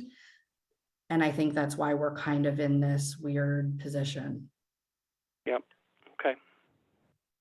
All right. Any other questions from committee members? Right. Well, yeah, I guess. Well, the only other question, I just would like to kind of pound on that a little bit more, which is that, okay, I do appreciate that the budgets have already been submitted and so on. Again, so the other things that I've read about in the paper are, Eversource recovery money, and what was the other one? The opioid money, right? So, there's like pots of money out there, and what's sort of the disconnect for me is that if the city is sort of, and I know that the city is a lot of different things, and there's lots of different people, but if they are kind of serious about this, it would seem like it would be a better investment to make this expense right away so that these don't have to go through another winter, which the biggest problem with these buildings is when they go through the winter, you get homeless people in there and they start fires to stay warm and the buildings burn down. So going through another winter is a huge risk. And again, like the amount of money, I know the city's budget is constrained, but it's not that constrained. It's not constrained $20,000. Like if there was another bill that came in for $20,000 now, people wouldn't go like, oh, sorry, I guess we can't have the heat on because we're $20,000 short. I know there's pockets and contingencies. I don't know the process as to how that all works, but it just seems like that would be a better approach to helping save these buildings. So I understand your concern. What's that, I have Bob? a question. So I'm going to let Tina respond to Ralph, and then Rhonda can ask a question. Right. And so I understand your concern, and I have certainly brought this up to my boss, and I have been advised that there is not funding at this time to pay for this. All right. Rhonda, you had a question? Yes, I just had a question. With the renovation of the row houses on Maple Street, I guess you've looked at some developers. Would these be affordable housing or as condos? At this point, I can't say. We would be putting out an RFP for developers to submit proposals to the city for reuse. I think at this point, the city really would like to keep the options open. I think, again, we're recognizing that we're in a critical window. The budgets will be, we anticipate the rehab costs will be quite high. And so we are going to look, we want to keep options open for developers to make the project work in as many ways as possible. So I think we are not restricting it to any type of redevelopment, we are open to the idea that it may have to be restricted for affordable housing in order to bring in additional funding sources, but don't want to restrict it either way. Okay, thank you. Sure. Lori, did you have a question? Yes, I would like to back up what Ralph said about the city finding money, because they certainly took money from some account for the Court Square Hotel. And that was a significant amount of money. And as you sit on the committee, and Tina has nothing to do with you, trust me, it's you're unfortunate bearer of the news. There's so many requests coming in for support for city services. It could be recreational, could be historic, it could be anything. And yet my tax bill goes up because my valuation went up. After a while, come on, something isn't right. And I'm stating that as my opinion because I've been biting my tongue about stating this, and Ralph just sort of knocked on the door and it all came out. Thank you, Ralph, very much. That's all I have to say. Thank you. Okay, any other questions? No, all right. So the next item is the affordable home ownership at 58 Eatondale Street. And I guess that's you again, Tina, correct? Or is Bobby doing the presentation? Nope, that would be me. So I'm just going to back up. I'm a little ahead on my slide. So what the city is putting in for is sustainable and affordable home ownership at 58 Eatondale Street. This is a house in the Forest Park neighborhood that the city foreclosed on for the non-payment of taxes. We have done projects like this, obviously with home funding before, so that's federal HUD home funding. What we are proposing here is utilizing our limited home budget to fund a portion of this. In addition, the ultimate sale of the property would cover a portion, and we are seeking CPA funding for a portion. What we are looking to do here is put out an RFP to select a qualified developer to redevelop the property into an affordable home ownership project. It would go to a first-time home buyer that would be at or below 80% of area median income. It would be a full rehab of the project. And where this is sort of new is we would be looking to pilot not just affordable housing, but also green sustainable housing here. We are looking for as close to net zero as we can get. And so that would be a priority in the RFP as well. And this project, we have also submitted letters of support from the Springfield Housing Authority and the City of Springfield Office of Housing for this project. And so again, I'm happy to sort of answer additional questions about this. So Tina, let me start off by saying, can you just give us an overview of the affordability restriction and how it works? My understanding is it's 15 years, but what happens? Yeah, so it would likely be 15 years. The buyer would occupy the property and they would be income qualified at the time that they purchase the property. So I guess my question is what happens if the buyer sells the property in year 10 because they got a great job out in Colorado? So then they would what does the restriction require? Sure, they would be required to repay a portion of what went into the property. And that is 1/15 for every year of ownership is forgiven. Is that it? I'd have to look into exactly what is forgiven per year, yeah, and how that would work. But at that point, let's call it year 10, someone has a great job out of the area, moves, they then can sell the house to a non-income eligible household, including an investor, at whatever price the market will bear, but they've got to pay back some of the... They'd have to pay back, yeah, they would have to, there would be a deed writer on the property and they would have to pay back a portion of what was invested. And I don't know, maybe Bobby, you could speak more specifically to exactly what that looks like. So Bob, let me jump in. So say the house appraises at 250 and we sell it for 2. That would be Yep. a $50,000 subsidy that the person's getting as they come in. If they Correct. sold Yep. it with a 15-year restriction, if they sold it after 10 years, a third of that 50,000 out of those sales proceeds would come back to be reused as federal funds. And that's the model, that's the HUD model, and that's what we would mimic here, so that those CPA funds would come back. I see. All right, so Juanita has a question. So is there any way of making that instead of 15 years, if that house remains forever as a affordable housing? So Tina, I'll jump in because, Yeah. because we anticipate substituting it or subsidizing it with HUD funds. No, if it was strictly CPA, yeah, you can put whatever restriction you want.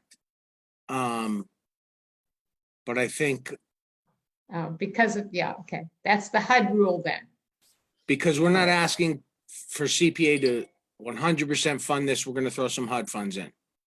Yeah. Okay. But I guess to play off of Juanita, is it possible that HUD does what it does, and so its investment in this evaporates after 15 years, but the CPA still has a hook in it? I guess the concern that I would have, Bobby and Tina, is when we've worked with affordable rental, my understanding is both those entities, and that was Elias Brookings School and its Wayfinders up on Byers Street, their other funding sources lock them in for 50 years of affordability. And so it's kind of like, gee, we're going to be putting in $108,000 of our money that will get us 15 years at best. Because if they decide to move to Colorado and sell it in year 10, it goes out of affordability at that point. Sure. And So again- And affordability isn't going to go away in 15 years. The need, it'll only probably get worse. Sure. And I mean, I think obviously we can all testify to the fact that the affordability in this current housing market is so necessary.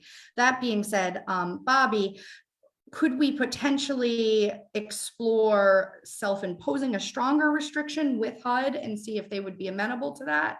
Absolutely. So if Yeah. we were going to split the HUD funds and the CPA funds, the HUD funds would have a maximum of 15, and then we'll put however many years CPA would like to see, and again, that would have to get paid back, and we could make it. They have to pay all the CPA funds. Right. Yeah. Obviously, Well, it is worth noting that the more restrictions you put on a property, it often impacts, how quickly it will sell or how many buyers will potentially be interested. That being said, we do think the affordability of the project and the sustainability of the project will make it very attractive to first-time home buyers to look to purchase the property. We would, as stated in the application, do it all through a lottery process. So. And stay there Are there other? Oh, go on, Bobby. I'm sorry, Bobby. And I think anybody buying it is going to intend to stay there for a long time, but there are circumstances, mom may pass away and I have to move to California for whatever reason. So you don't want to hurt them too much. No, but are there any examples out there in the housing world where, as long as the first buyer when they sell it at whatever time that is, sells it to another income eligible buyer who qualifies at whatever time that is, at an income eligible price, they get to take that profit out, but the affordability continues, to be the requirement? Absolutely. That's what's Yeah. called a resale requirement. And if it was a 30-year affordability requirement and the first buyer stayed for 10, the subsequent buyer would pick up the remaining 20. Yeah, or and In if that they case- sold it, after 10 years, then the third buyer's got a remaining 10 on it. Okay. So Exactly. in that case, Um, no money gets paid back. Is that what you're implying? Yeah, well, yeah. I mean, I guess I'm thinking that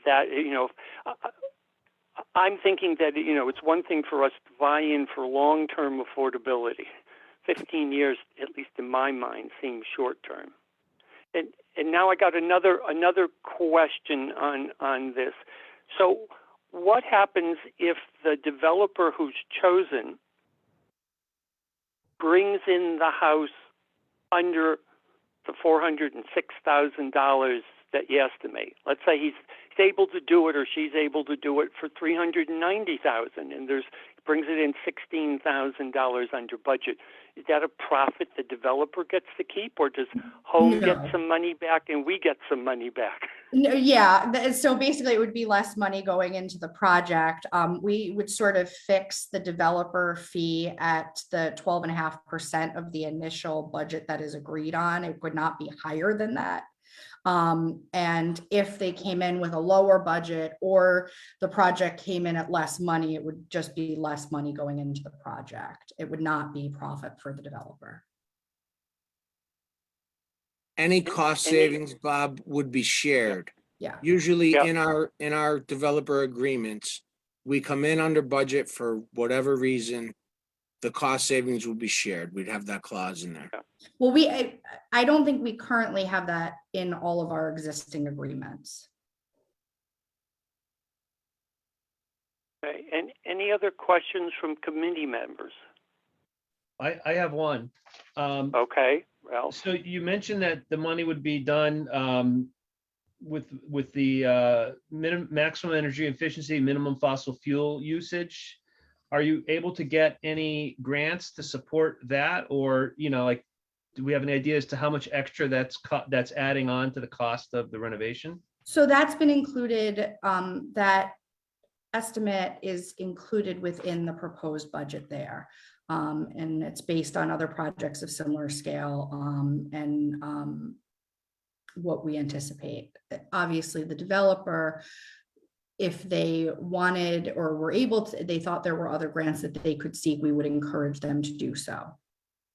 Well, I guess the reason I asked the question is because, I like to play things out to the extremes, right? So let's just say for a minute, and this isn't real, but that, the cost of making this like a zero carbon house was an extra $100,000, right? But the city said, hey, we really, really want to do that. But that's not money that I don't think home would subsidize. And I don't know if that's money that CPA would subsidize. Like the benefit, I mean, I'm not saying there's not a benefit to doing that, but that's not a benefit that's in our realm of concern, nor is it a benefit of home realm of concern.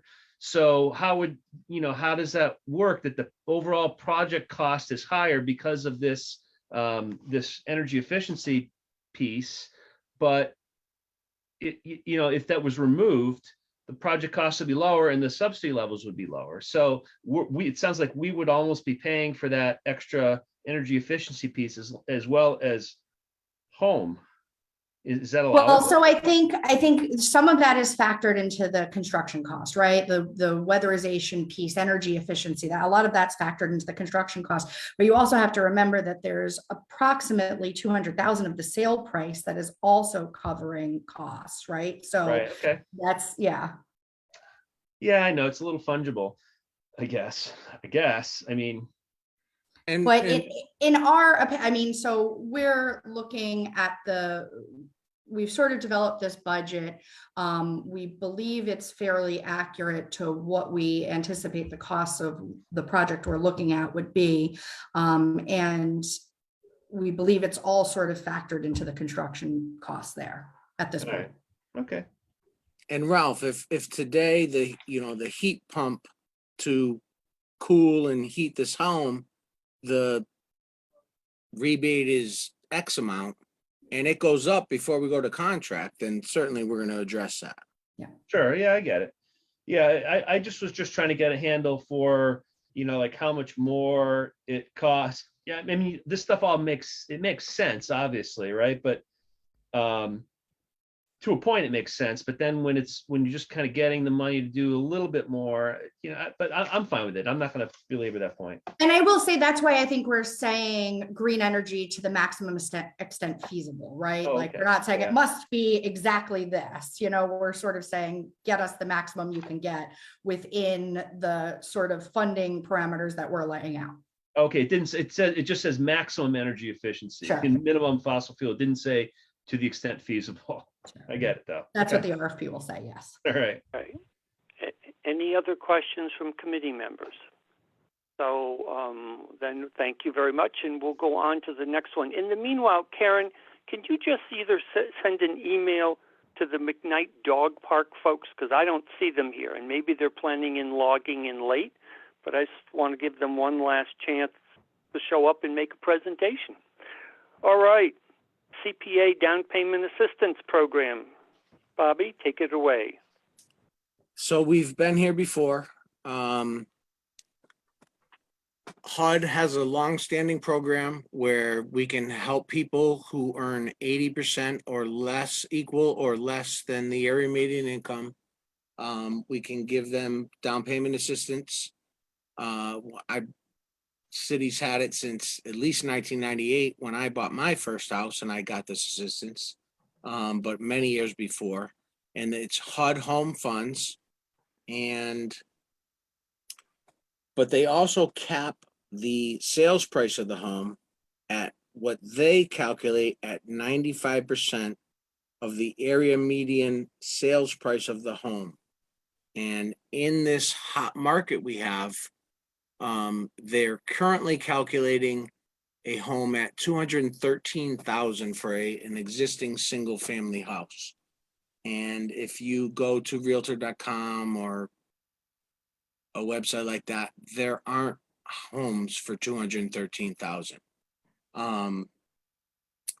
So we're hoping to, and again, last year we got 160,000 from you folks, and that allowed us to help 40 families, 40 first-time home buyers buy their first home.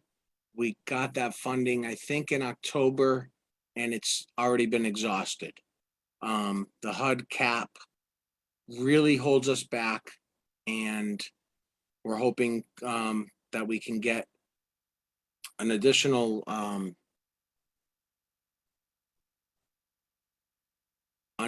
grant from you folks. $248,000. I'm sorry. Yeah. Well, so last year we asked you for 160. Yep. We helped 40 families. That ended probably last month, I think, last families. So now we're hoping, we're asking for more, but that will help 62 first-time home buyers buy their first home in Springfield. It didn't even last a fiscal year. And we're backing it up with our $250,000 worth of home funds. And we hope that as of June 1st, that the existing single family home price goes up, and I can't imagine that it won't, but right now home is capping it, and your funds have funded the vast majority of first-time home buyers in Springfield. Okay. So I have, I guess, two technical questions.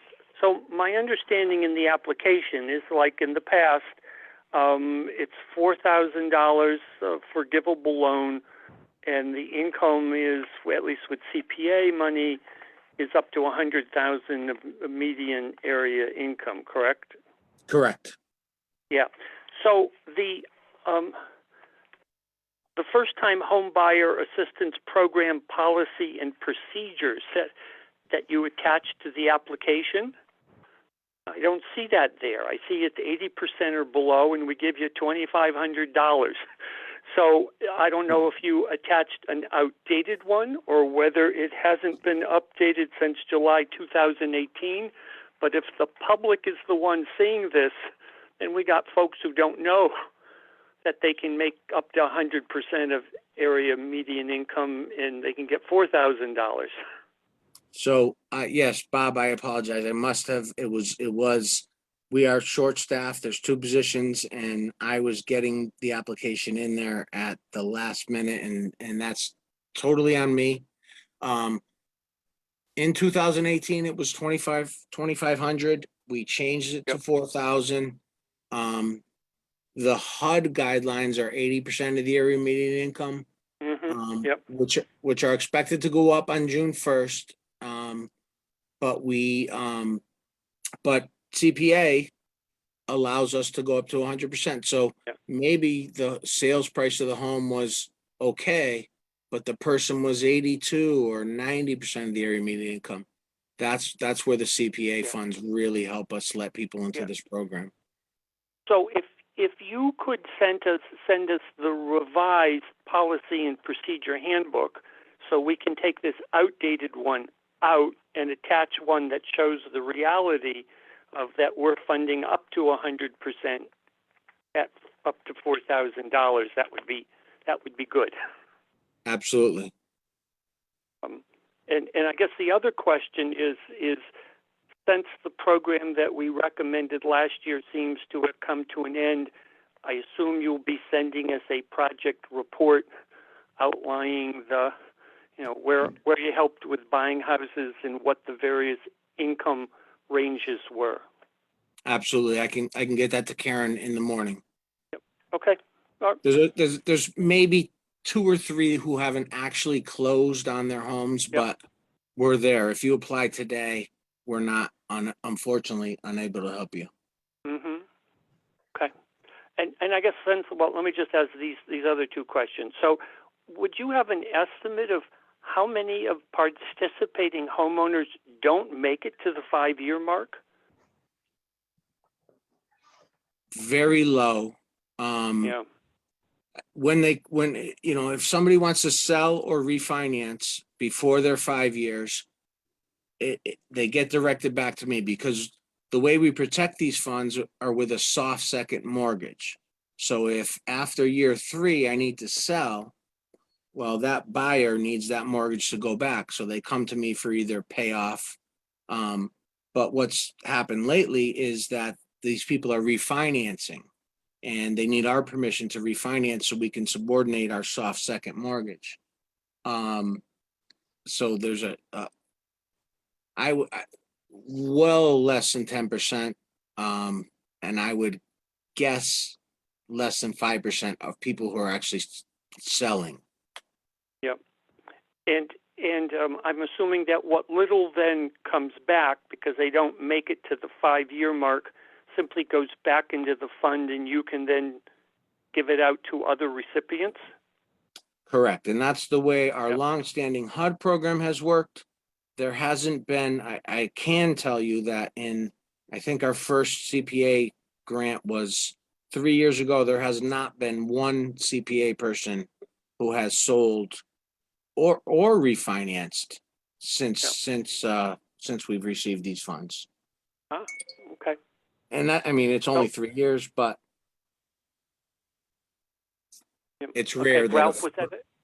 Yes. Go ahead. Right. So, can I go, Bob? Yeah. Please. Okay. Yeah. So the question I have is, I'm just a little surprised that the HUD number is so low because it's supposed to be area, right? So in Springfield's amongst the lowest house prices in the area, maybe with the exception of some parts of Chicopee or Holyoke. It just seems weird that like you have these houses that are selling for $500,000 in East Long Meadow, single families, and the number's so low. But that's just the point. But my question is, do you get any sense as to whether this gives Springfield somewhat of a competitive advantage with other communities? So if somebody is looking to buy a house in the area, just anecdotally, do you hear people say, hey, I was looking in Enfield or Chicopee, but boy, I'm really glad that Springfield's given me this $4,000. That's why I decided to pick this house. So as to the first part of the question, when we got the number of 213 for an existing single family house, we were like shocked that what. But that's their calculation and there's no going against it. We are in the process of we've enlisted the Warren Group who will give us the actual sales so we can calculate 3 months of the area median income. I mean, area median sales price, excuse me. So we can kind of appeal to HUD, and that is allowed, but we're in the process of that. As far as people like who may have looked in Chicopee to come here, I don't deal with the actual buyers. I oversee the program. The program managers will be better to answer that question. And I'm not. It's just these prices they're insane. This market is incredible. So, and that's excluded so many buyers. But the CPA funds have let a lot more people in. Again, we've expended the 40 home buyers, and I think we got in October and we're done in April, which is Okay. why we're asking for a little bit more. Thanks. And any other questions from committee members? All right, not seeing any hands up. Thank you very much. And we'll move to the next presentation, which is the Gemini Townhomes. Hi, good afternoon. Can everybody see and hear me? Yep. My name is Jasper McCoy. I'm the project manager for the Gemini project. And I want to first start off by expressing my excitement to be in front of you describing this project. As a longtime Springfield resident, now working for an affordable housing nonprofit, this is what life is all about for me. So a little history about the Gemini factory and project. The Gemini factory was a site in the 80s that became vacant and then burned to the ground in 2004 with an extreme fire. The city then completed remediation of the site in 2008 with a brownfield remediation grant through, I think, the federal government. And after that, they then put out RFP that Home City Development applied to and received the preferred developer agreement from the city. And here we are in our development of the project. So I'm going to share my screen in order to give a little bit more context. And as I'm sharing, I will continue to talk. Can everybody see my screen? Yep. Yes. All right. Solid. So Home City Development has serviced the Springfield community for more than 50 years as an affordable housing nonprofit developer, and that alone is a feat to be reconciled with. We are a mission-driven nonprofit. We seek to build better neighborhoods. Some of the projects that we recently have completed or are in the process of managing are the Brookings project, which is 42 affordable rental housing units, a historic school. You guys have probably seen it in the news, and we're currently in lease up of that project. Then we have Chestnut Crossings, which was a development of 104 single room occupancy units. Different housing subset, but it just shows exactly what we're mission driven to do and provide for our community. Then we have Amethyst Brook, which isn't in the Springfield area, but it shows our mission of providing back to the community with land conservation efforts in order to give more land to that community in Pelham, Massachusetts. Outside of just the housing, we do resident engagement programs for our residents in Springfield and the greater community. So we do financial literacy classes, youth leadership groups, and then we also have this new program, I think started in the last year and a half, is just family self-sufficiency programs that allow people in our units to save extra money toward purchase of a home. Now we get into the Gemini project at 89 Moore Street in the south end of Springfield, Massachusetts, which is 40 units, all affordable within the income range of 70 to 100% AMI. And we have an emphasis to market toward first-time home buyers heavily. The project overview is we're going to be doing high efficiency standards within these units, which means each unit is going to have an option to have electrical vehicle charging station. Everything is going to be all electric. We will not be using any fossil fuels at all. Each bedroom Jasper, 2 minutes. Each bedroom is going to be, thank you, 1,200 square feet or 1,500 square feet for the 3-bedroom. And the construction is slated to take 24 to 26 months altogether. We have heavy community support from the local South End Citizens Council, Melvin Edwards, who is the Councilor Ward for Ward 3, Bud Williams, and the Office of Housing for the City of Springfield.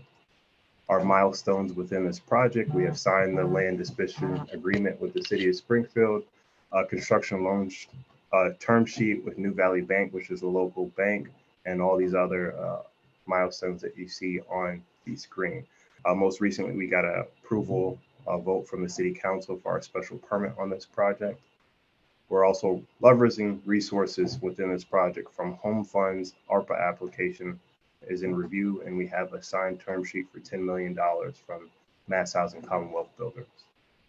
We have a very, very heavy inclusion of minority-owned businesses and women-owned businesses within the Springfield, Mass region. And here's a few of them that we are currently working with. And this last slide, I think, is super important to show exactly who is eligible to buy these homes within the AMI allocation that we have from 70 to 100. So you can just see what kind of people in Springfield will be offered an opportunity to purchase a home at an affordable rate just based on how much they make. We have a payroll clerk, a truck driver, then we have a friendly manager. So these are common folk that haven't had the opportunity to buy a home in this crazy housing market will now finally have an opportunity to purchase an affordable home. And this goes hand in hand with the down payment assistance program and some of the things Tina was saying earlier, as well as Bob, that it's a heavy need in our current climate as far as people being able to afford homes. And I am ready for questions now. Right on time. Oh, also, I want to say for our architectural design team, Marco is here to answer any questions as far as the architecture or the design of the project goes. Okay, so before I start off with questions from the committee members, I just want to point out that you've requested $500,000, and we only give $250 to any one project in the year, and you've mentioned that you will be seeking multi-year funding, but just to clarify that an approval of funding this year for $250, if that's what we recommend, doesn't guarantee that it will happen next year. You would have to be applying next year as well. So that being said, any questions from committee members? So, Ralph, you have a question? yeah, I do. So it's a total project budget of 21.2 million, I guess. So that the rest of that money is coming from things like home and I'm assuming the sale of some of the properties. What are the properties going to be selling for?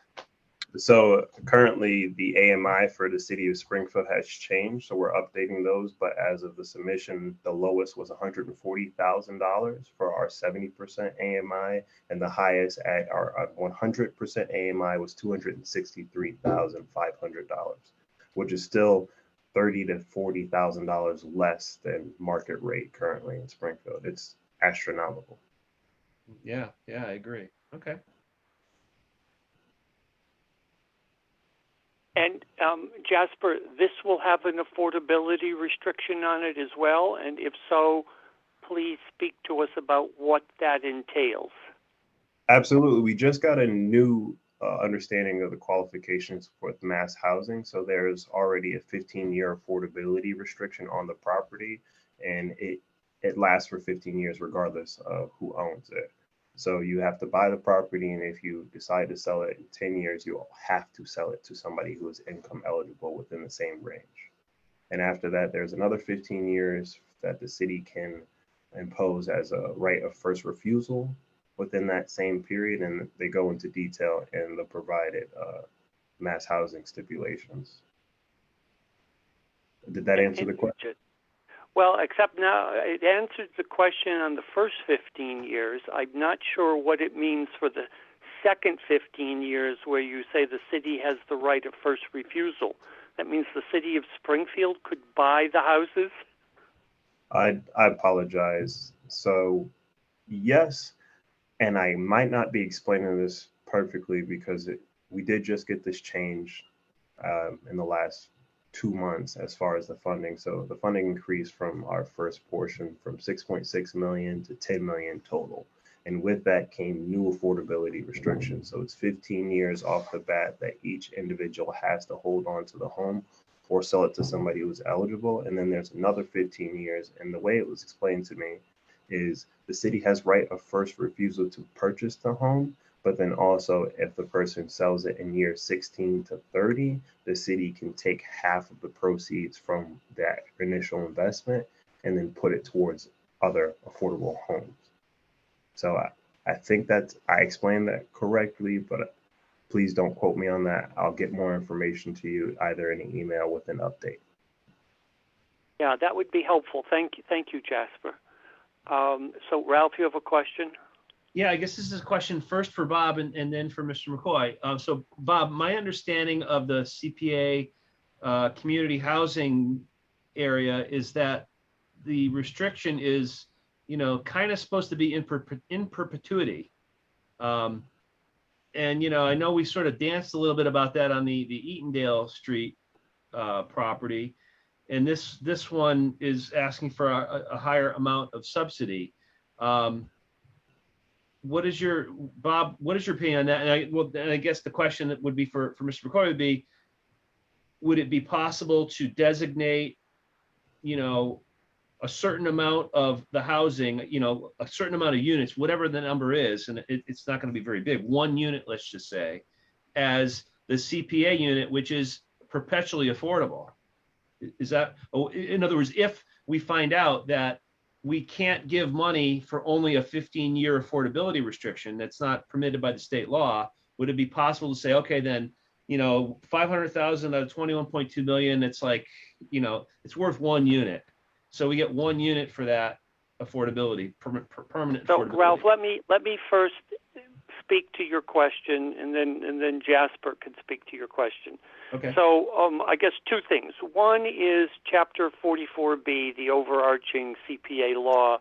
The only thing it does say is if you buy land for affordable housing or you buy affordable housing, that has to have a perpetuity affordability restriction. It does not speak to if you're helping to, create it, meaning build it, or rehab it. Well, you can't really rehab it unless it's been bought by CPA money, but or preserve it.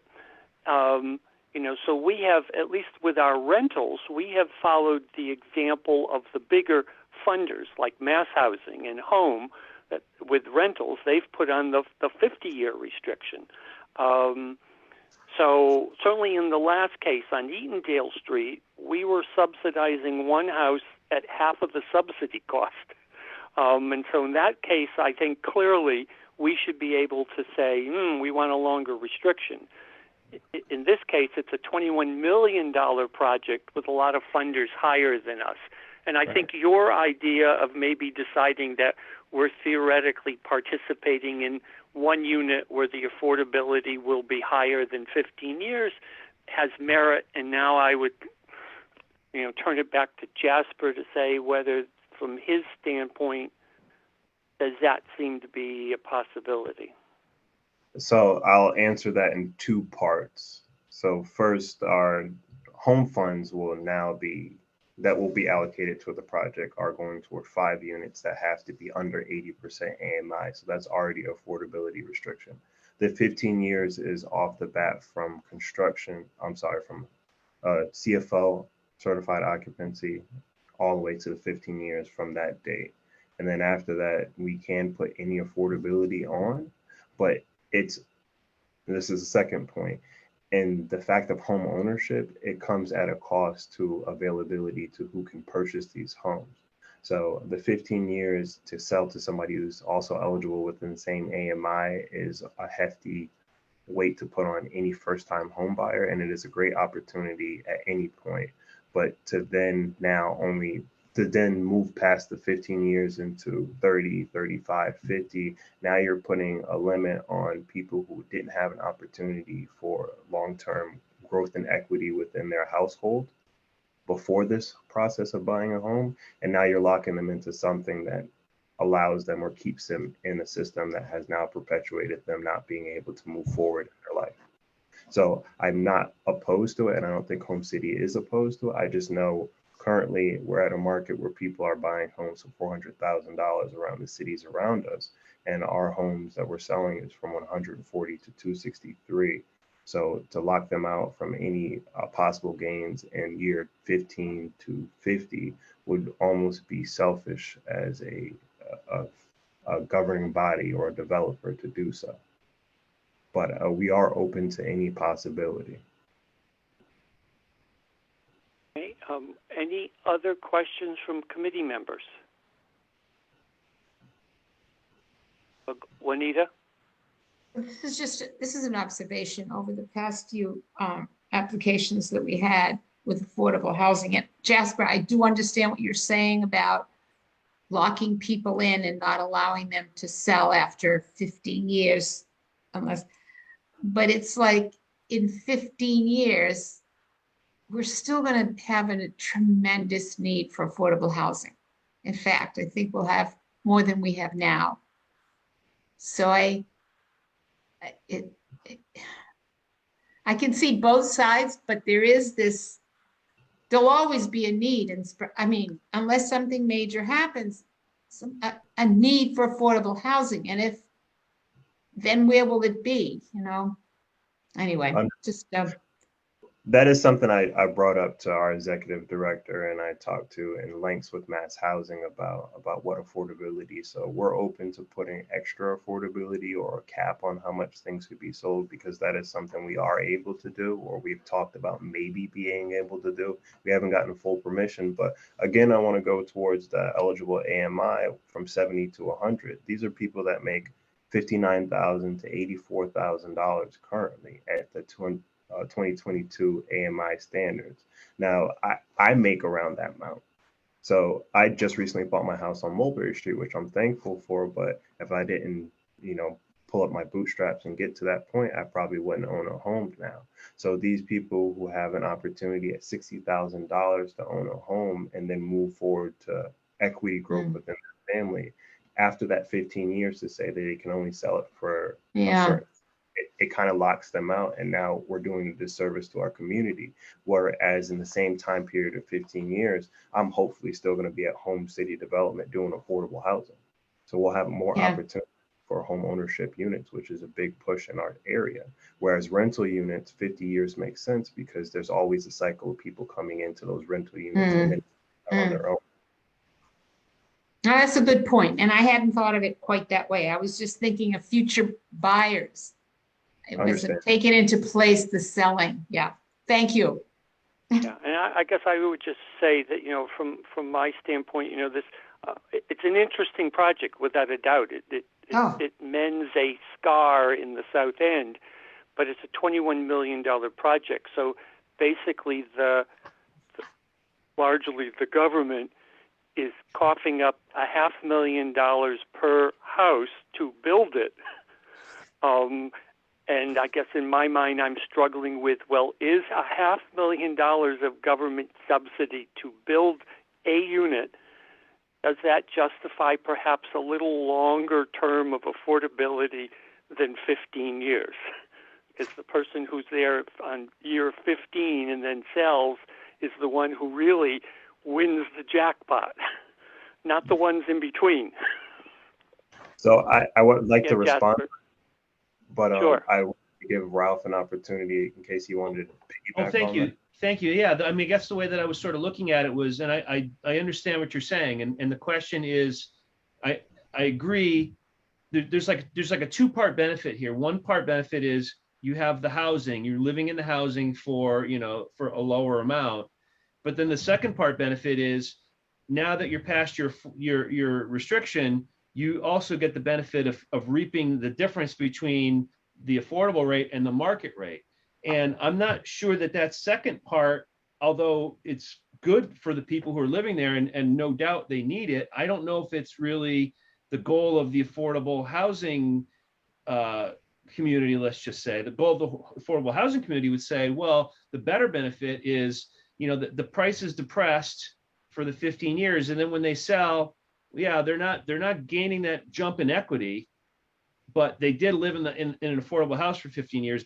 That's the benefit. And then the next person who buys the house will live in the affordable unit for 15 years. But on the other hand, somebody's going to get the jump when it runs out, right? So the question is who's going to hit the lottery? And I'm wondering if there's a way to spread it out a little bit so that it's not like a jump. It's more of a gradual thing. I don't know, just thoughts. But anyway, I'm glad you guys are both pointing in on this, and I will get more information, but I think that is the additional affordability restriction that mass housing is requiring in conjunction with the city of Springfield. So from year 16 to year 30, I think that whatever is being sold, that equity is shared with the city and put toward more affordable housing. Now, I have to review that and talk to mass housing to make sure, because a lot of this stuff, even though the project is moving at full steam, is still being ironed out in the details. And we have full commitments from a lot of the parties that we're working with, but the issue is not only rising costs, we're at $565,000 per unit total development.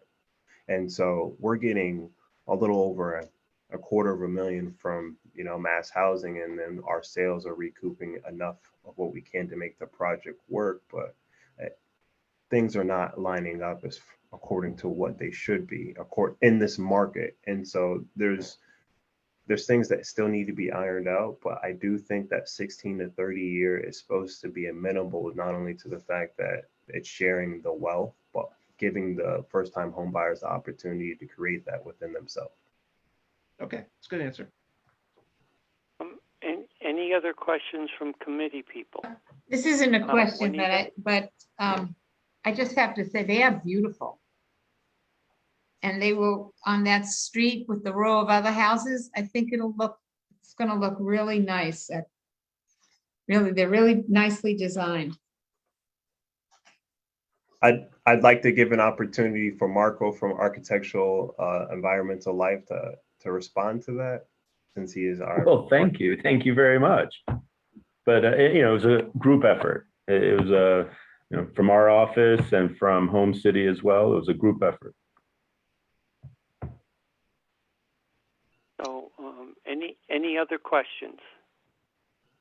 So I guess then we will move on. So Jasper, it would be helpful for the committee to get something that talks to us about the ability to, in at least some units, extend affordability beyond 15 years, because I think that's sort of a concern for several of us. All right, very good. Thank you so much. Moving on to the next project, which is 275 Chestnut Bob, supportive I think housing. Jasper had one more thing to say. Oh, sorry. I wanted for the record to say I will be sending over that new qualifications and understanding from mass housing, and there are updates to the project as far as our construction loan and other things that have changed since our application that I want to give to you guys. So hopefully when I send those, that'll be enough information. Thank you. Okay. Very Thank you. good. Good night. So Peter, are you making the presentation on? Yes.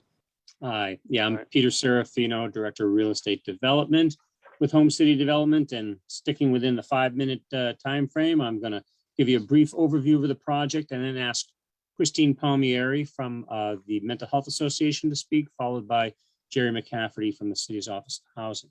So Jasper told you a little bit about who we are, Home City Development. And I'm also happy to tell you that last week we started moving in residents to our latest property, Elias Brookings Apartments, which you all may remember. And I thank you all very much for approving CPA funding for us last year for Elias Brookings. The building came out great. We're planning a June 1 ribbon cutting, and we'll certainly invite you all, and hope you can attend and see the great work that you helped to fund. And that's 42 rental apartments there at 367 Hancock Street. So our next project is the acquisition of a portion of the former Springfield YMCA building. It's the basement, the ground floor, and part of the second floor. We're under agreement to purchase that space, and the idea is to renovate it into 29 studio rental apartments for chronically homeless individuals. And an affiliate of Home City already owns portion of the second floor up through the 6th floor of that building. And we operate 104 affordable rental units there. So this will kind of complete our ownership of that, of the tower portion of the building. So this 275 Chestnut Supportive Housing, as we're calling it, will include 20 apartments for chronically homeless persons with incomes at or below 30% of area median income, and then 3 residences for clients of the Department of Mental Health, and then 6 apartments restricted to folks at 60% of area median income. And Mental Health Association will provide on-site supportive services. The total development cost for the acquisition, design, renovation of the property is approximately $8.6 million. And we have all the tax credit applications, the tax credit soft debt and rental voucher applications that are listed in the our application to you have been submitted to Mass Department of Housing and Community Development.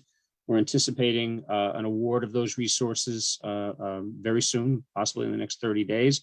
We also have commitments from the city's Office of Housing for additional assistance.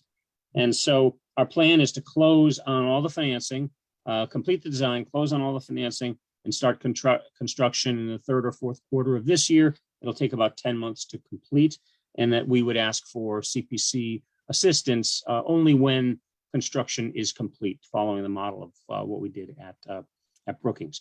So I'm going to turn this over to Christine to ask her to tell you a little bit about what who this population is that we're serving at this location. Fantastic. Thanks, Peter. So fine, folks, my name is Christine Palmieri. As Peter mentioned, I'm the Vice President for Recovery and Housing Services at the Mental Health Association, MHA, right here in Springfield on Worthington Street. So I'd like to tell you a tiny bit about MHA and that what our plan is for this Chestnut Street project. 2 minutes, Christine. You got it. No problem. So MHA has been providing supportive services to people with disabilities in Springfield since 1960. Since that time, we've become a leader in our industry in providing supportive services to the most vulnerable and marginalized members of our community. We began our partnership with the Springfield County Continuum of Care almost 40 years ago, providing a project similar to this one, supportive services to people who've been homeless in Springfield for over a year. Today, we provide rental assistance and supportive services to over 230 people who have been homeless or chronically homeless. Most of which, if not all, of people who experience mental health conditions, substance use disorders, and trauma that affect their ability to maintain housing.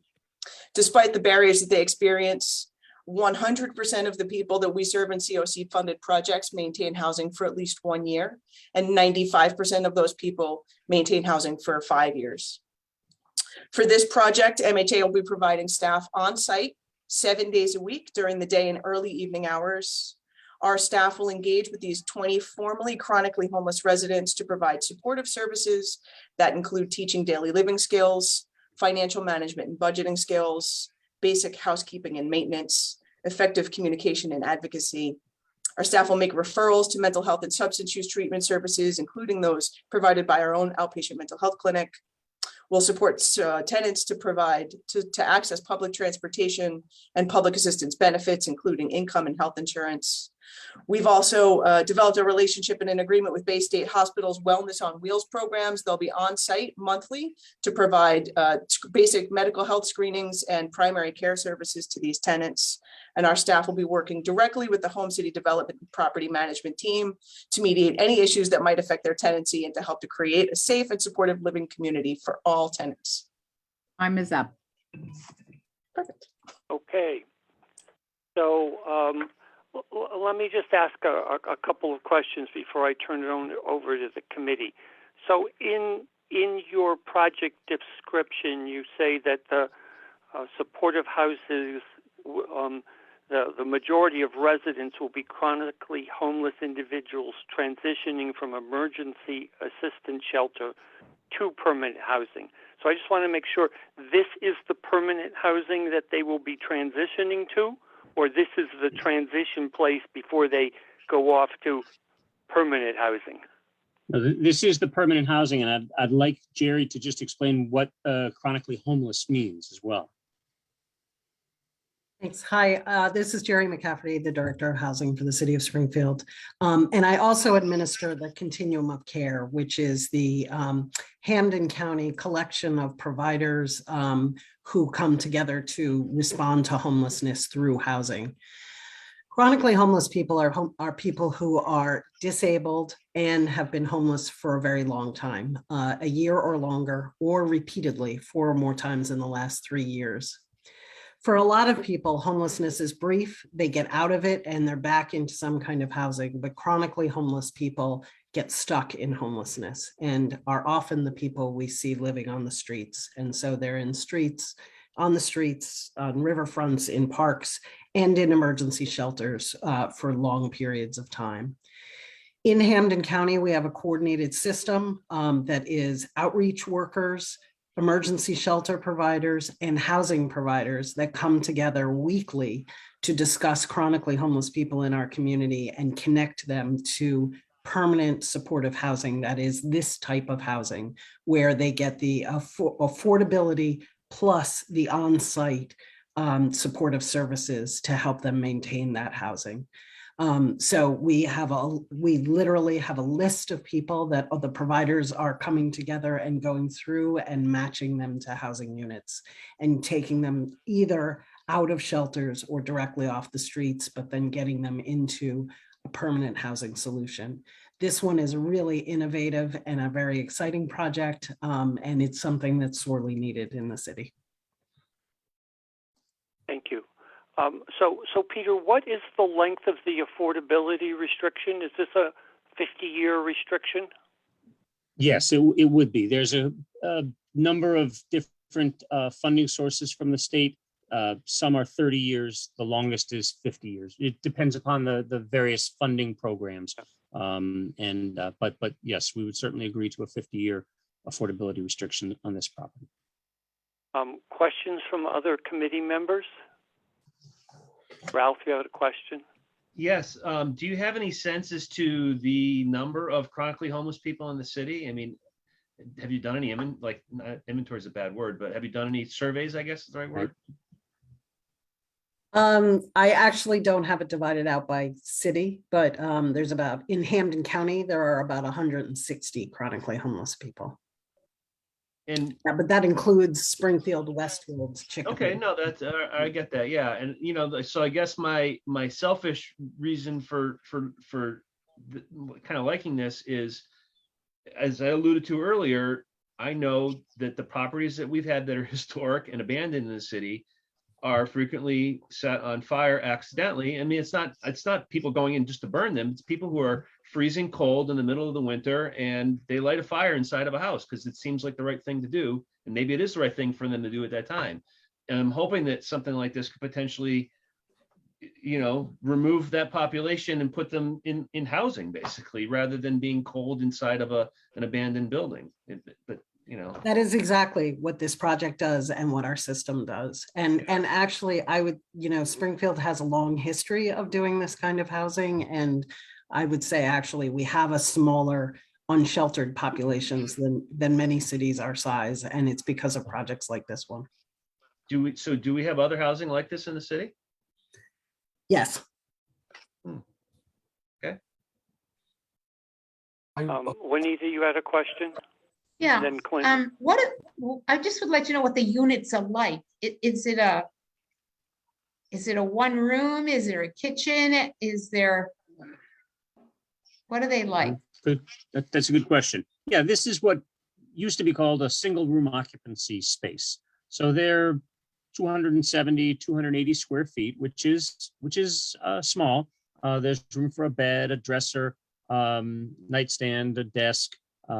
They do have a small cooktop, space for a microwave, and a small apartment-sized refrigerator, and in their own bathroom. So no longer are SROs built with shared kitchens and shared bathrooms.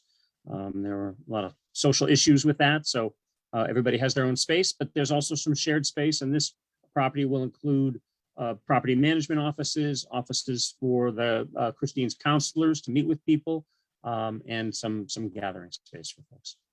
And is there a place for a communal eating?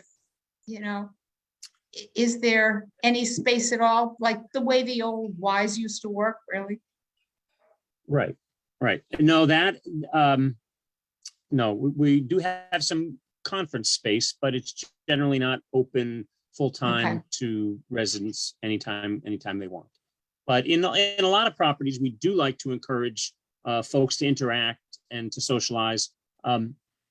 That gets played out as the case may be, as we learn the population that's going to be living there. And is there any food distributed there, like the food bank or anything like that? Not currently planned. That would be more likely to be done at family housing. So basically, these are people who are still not working or not bringing in any money. Am I right? That's often the case.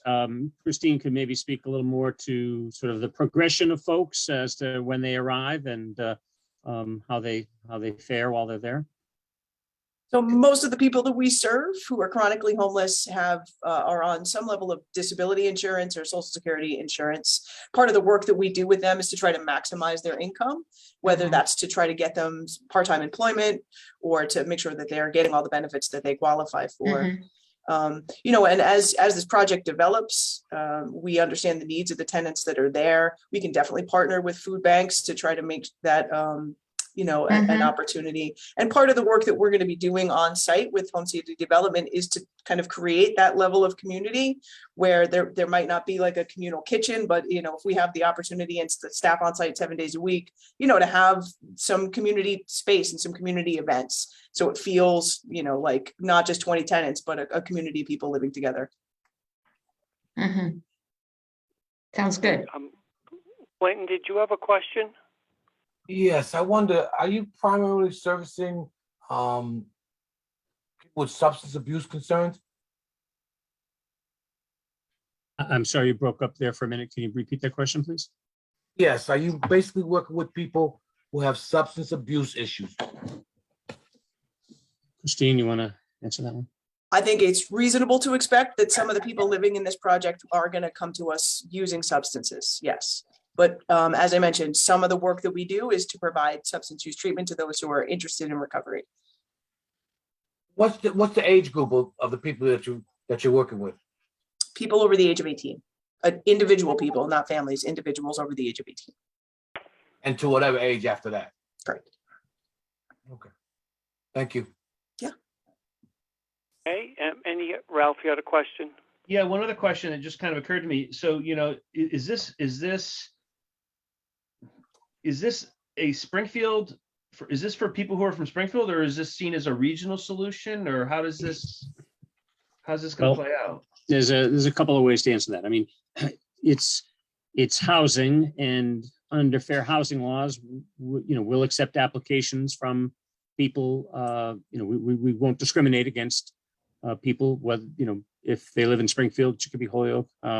But the expectation is that most of the people who will want to live here are likely from Springfield, and we'll be sourcing a lot of the applications through the emergency assistance housing providers in Springfield and the surrounding areas. So, you know, people are mobile. So somebody living in Holyoke, you know, of this population may have originally been from Springfield and vice versa. So there's no, you know, we don't contemplate in any residency preference for where folks are from.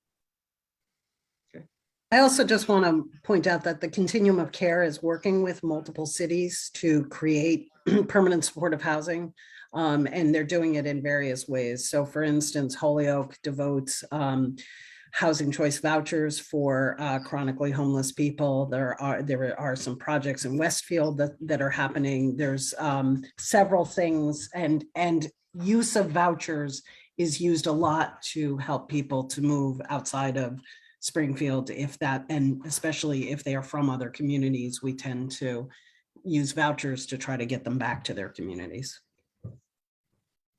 Clinton, you had another question? Yeah, it's kind of a sidebar question. Do you have anything in place to implement for security concerns, safety and security concerns for the housing? I mean, I guess I'm kind of thinking about the hotels that we've had in the recent past here in Springfield. Sure. Yeah, part of that is addressed through design. So there'll be, the former main entrance to the Y will be the main entrance to this space. We will have a security desk there. Remains to be seen exactly what staffing level of security we'll have. Most likely it would be overnight hours for security. We will have security cameras in the common areas, in the lobby, in the exterior, that can be all monitored remotely. So it's obviously a concern, and having full-time staff, not only property management staff, but mental health association staff on there during the day is another key component. Okay. Any other questions? Juanita? I just have one more. The other floors, the top floors, you said you're also using, what's being used up there? Sure. So in 2019, we finished renovation of those floors using a similar set of resources, except for CPA funds. And that had been housing. We I think added a floor. This is before my time at Home City. I think we added a floor, kept the number of apartments roughly the same, made them larger. It used to have a communal kitchen in those spaces. And so we did a thorough renovation and made them into the kind of units similar to what we're planning to do on the lower floors now. Except there's many more of them, obviously.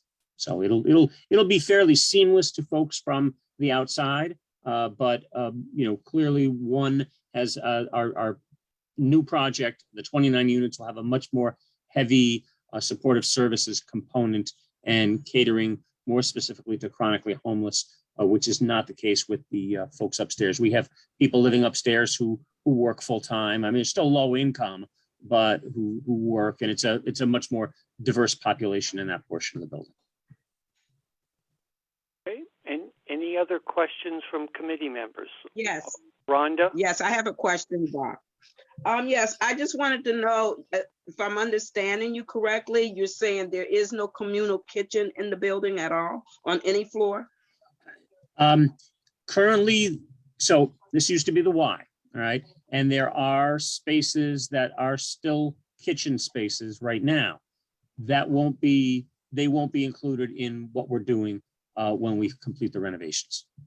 So my question is, why are you not making a communal kitchen? That means these are low-income people. They always have to go out to eat? No, they each will have their own small kitchen area within their own apartments. Okay, that's what I was wondering. Cooktop, microwave, I think even a small range and small refrigerator. Oh, of course. Okay, thank you. I just wanted to be clear, have that clarified. You're welcome. Thank you. Okay. Any other questions? So not seeing any hands up, that concludes our meeting because our McKnight Dog Park people haven't shown up. So thank you so much for coming. You're welcome to stay on as we go into our regular meeting. And just to summary, repeat that what we will start doing is next month we start deliberations, and that will take several months. And we hope to get recommendations to the City Council in September. All right. Thanks for coming. Very good. So, the minutes, although I've received them from Sue and sent them to Karen, they only arrived today, so we won't be doing anything with the minutes until the next meeting. We have the request that came in at the last time, the email for a request for off-cycle submission for 28 Buckingham Street, and we asked them to get us a letter that outlined why they felt that they had an emergency or a market opportunity, which is sort of our standard for deciding if we're going to have an off-site submission.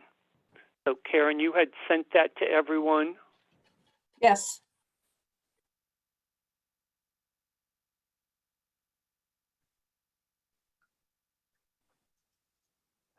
Everyone, did everyone receive it? Yeah. Okay. Yeah.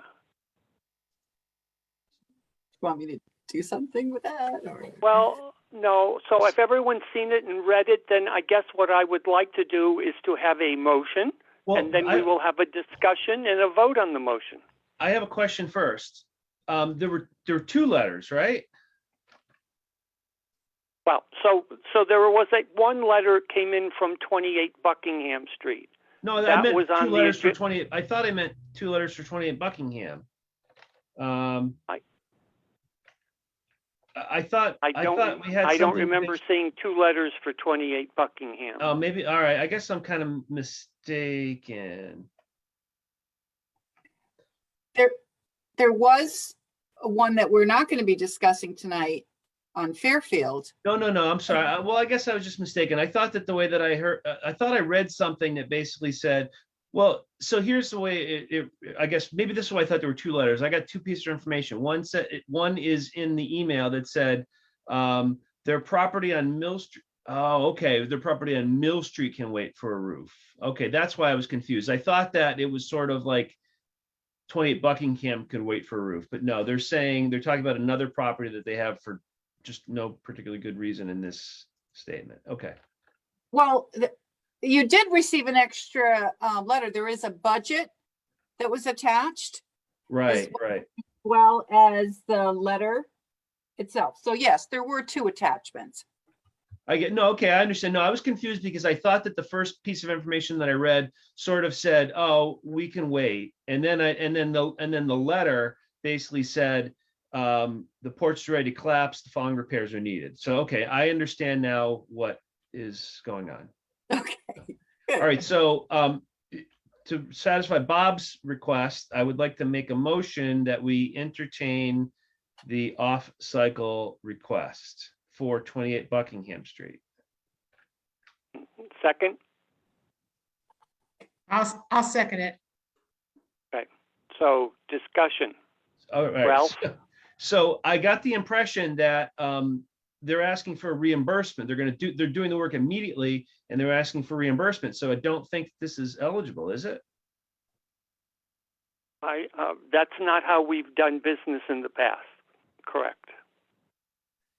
The other point that I wanted to bring up is this is something that Bob maybe remembers, but probably nobody else knows, is that this property was in front of the Springfield Historical Commission in 2008 because the previous owners, not these owners at all, so no disparaging the current owners, but the previous owners had, done this big renovation of it and they kind of botched up the second floor porch and so on. But I'm really a little bit surprised that it's saying that their porch is ready to collapse because this porch was completely rebuilt in 2008, which is really only 14 years ago. Did anyone drive by? I did not. The only thing I looked at is I looked at the Google Street View. I haven't driven by, but let me just see what year that is from because that could be misleading. The Google Street View is from 2019, so that's 3 years ago, and the property looks pristine in 2019. So I don't know what happened here. Yeah. Do they have any pictures of this property? Did they send us any pictures? No, because we haven't asked for an application. So yeah, well, I know, but I guess the concern I have is in the initial email that we received from them, they said that they only recently heard about CPA assistance. And so in my mind, this is more of bad timing on their part as opposed to an emergency. I would not want us to start hearing off cycle every time someone decides their roof or their porch needs to be repaired and it doesn't fall within the expected application cycle.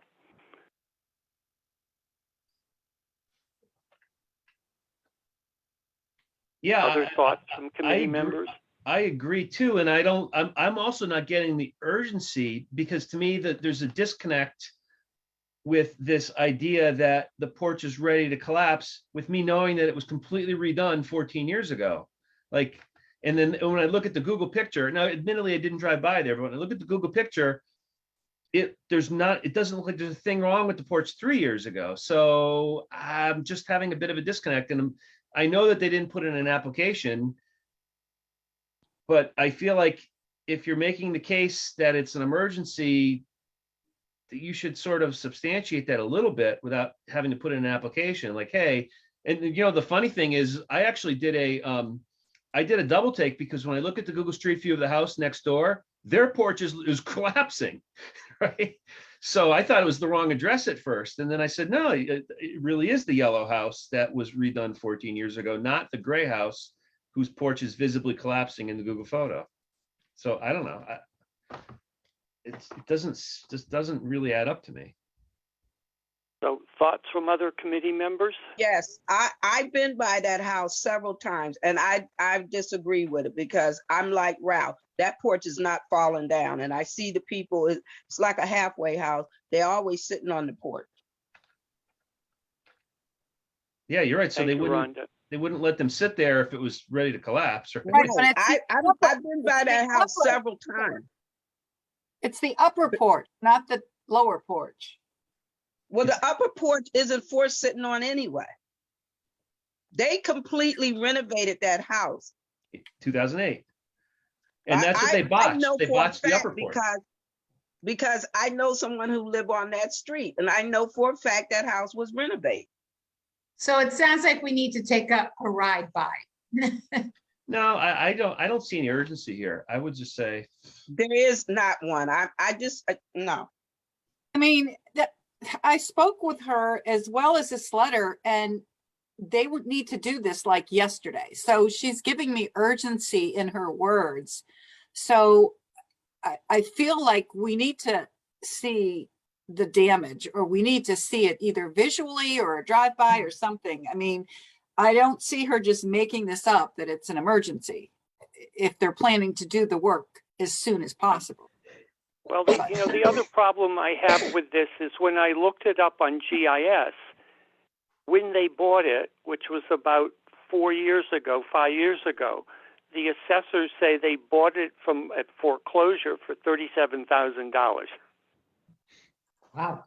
So if that indeed is the case, you kind of would think that there's enough wiggle room that they could get a bank loan or do something else. for a $20,000 porch job too. So we have two issues here. So we can either vote to table this so folks can actually go and see it, or we vote on the matter. So I make a motion that we vote on the matter. So I make a motion.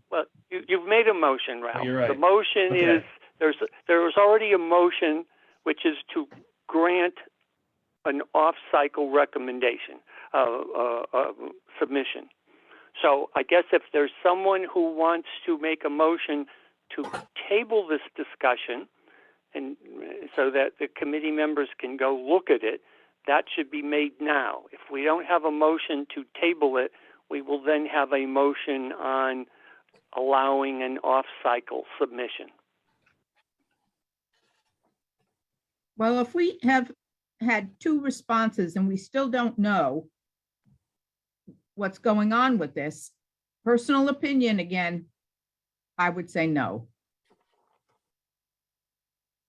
Agreed. All right. So once again, last chance. If anyone wants to make a motion to table, we will then have a vote on the motion to table. Other than that, we will have a vote on the original motion, which is to accept a latest submission. So not seeing anyone, not hearing a motion to table, the motion goes to on the original. The vote is on the original motion to accept an off-cycle submission. So we'll start with Ralph. No. Gloria. No. Clinton. Oh. Juanita.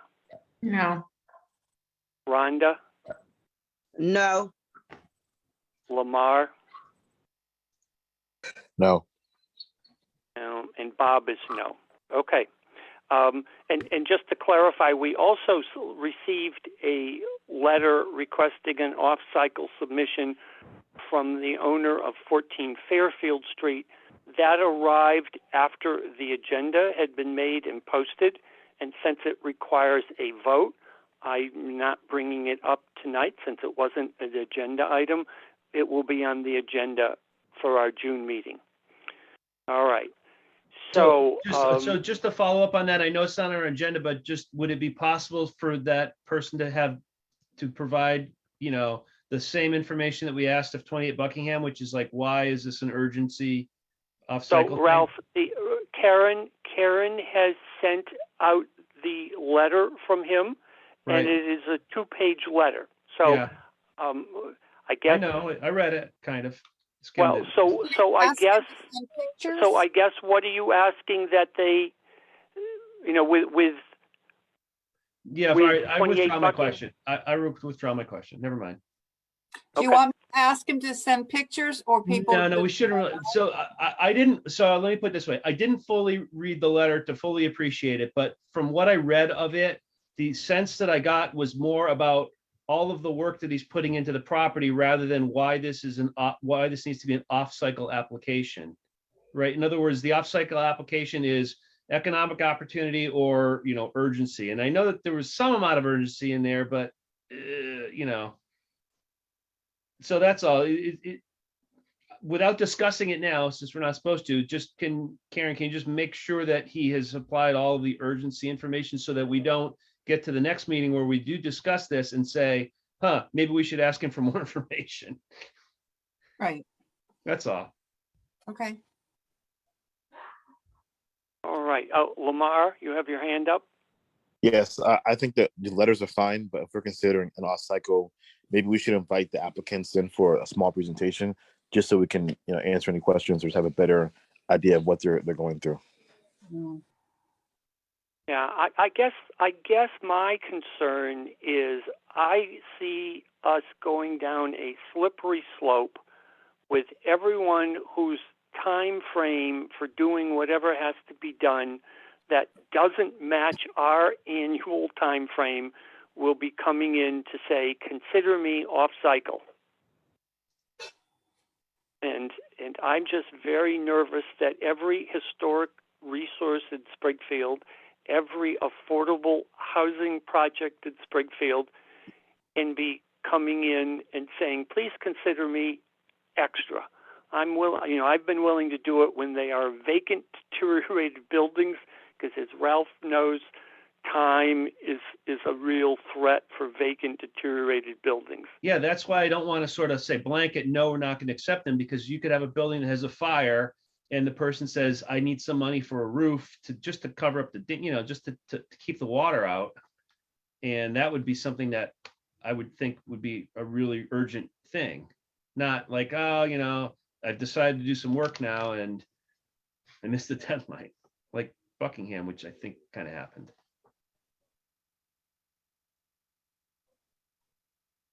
All right. So moving on. I sent out the draft budget. I hope folks had a chance to look at it. I spoke with the city comptroller, emailed him, and he recommended that based on expected fiscal 22 revenue that we use this $1,962,000. He actually had a few $100s, but I prefer to deal with zeros at the last 3 digits. And then based on what we're expected to take in fiscal 22, the Department of Revenue has said it's a 35% reimbursement, so that's where the $646,000 comes from, and then interest. So altogether, we're looking at $2,628,000. Now we have to set aside 10% for housing, 10% for historic, 10% for open space and recreation. We can set aside 5% for administration. We've not done that because our administrative costs have not been that high. But if you're looking at the budget that I sent out, you know, our major cost, of course, is Karen, and then our coalition dues. But we're also carrying $14,000 that we can use to apply in unexpected areas for administration. So that we could in theory set aside 131,400, but you're suggesting that we set aside 60 based on that budget. Well, you know, I guess my feeling, Ralph, is I'm looking for committee, you know, direction on this. We have had this, let's call it modest amount for the last couple of years.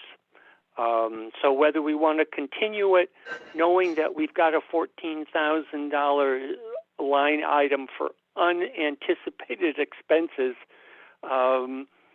that would cover it. If, on the other hand, we're thinking that we, you know, just so folks remember, you know, Karen's is a contractual employee. Her contract is up this summer. We have to go out to solicit new proposals. If by some chance we decided that we want to make it a full-time position, $60,000 in the administrative budget won't cover that.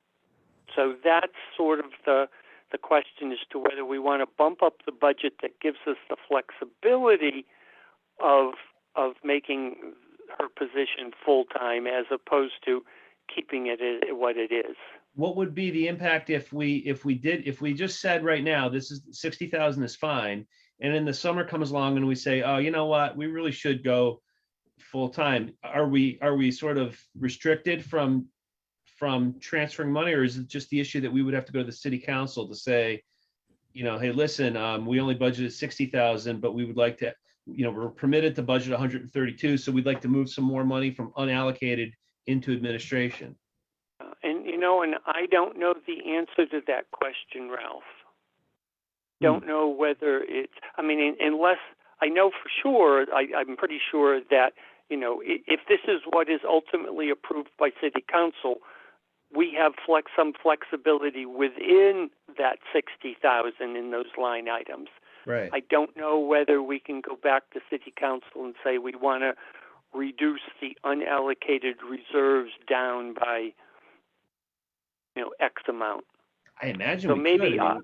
so perhaps we shouldn't take any action on this tonight, and I will check with the city comptroller as to what is the ramification is if this is what the budget of the city council approves, and then we decide that we really need to have more in the administrative budget item.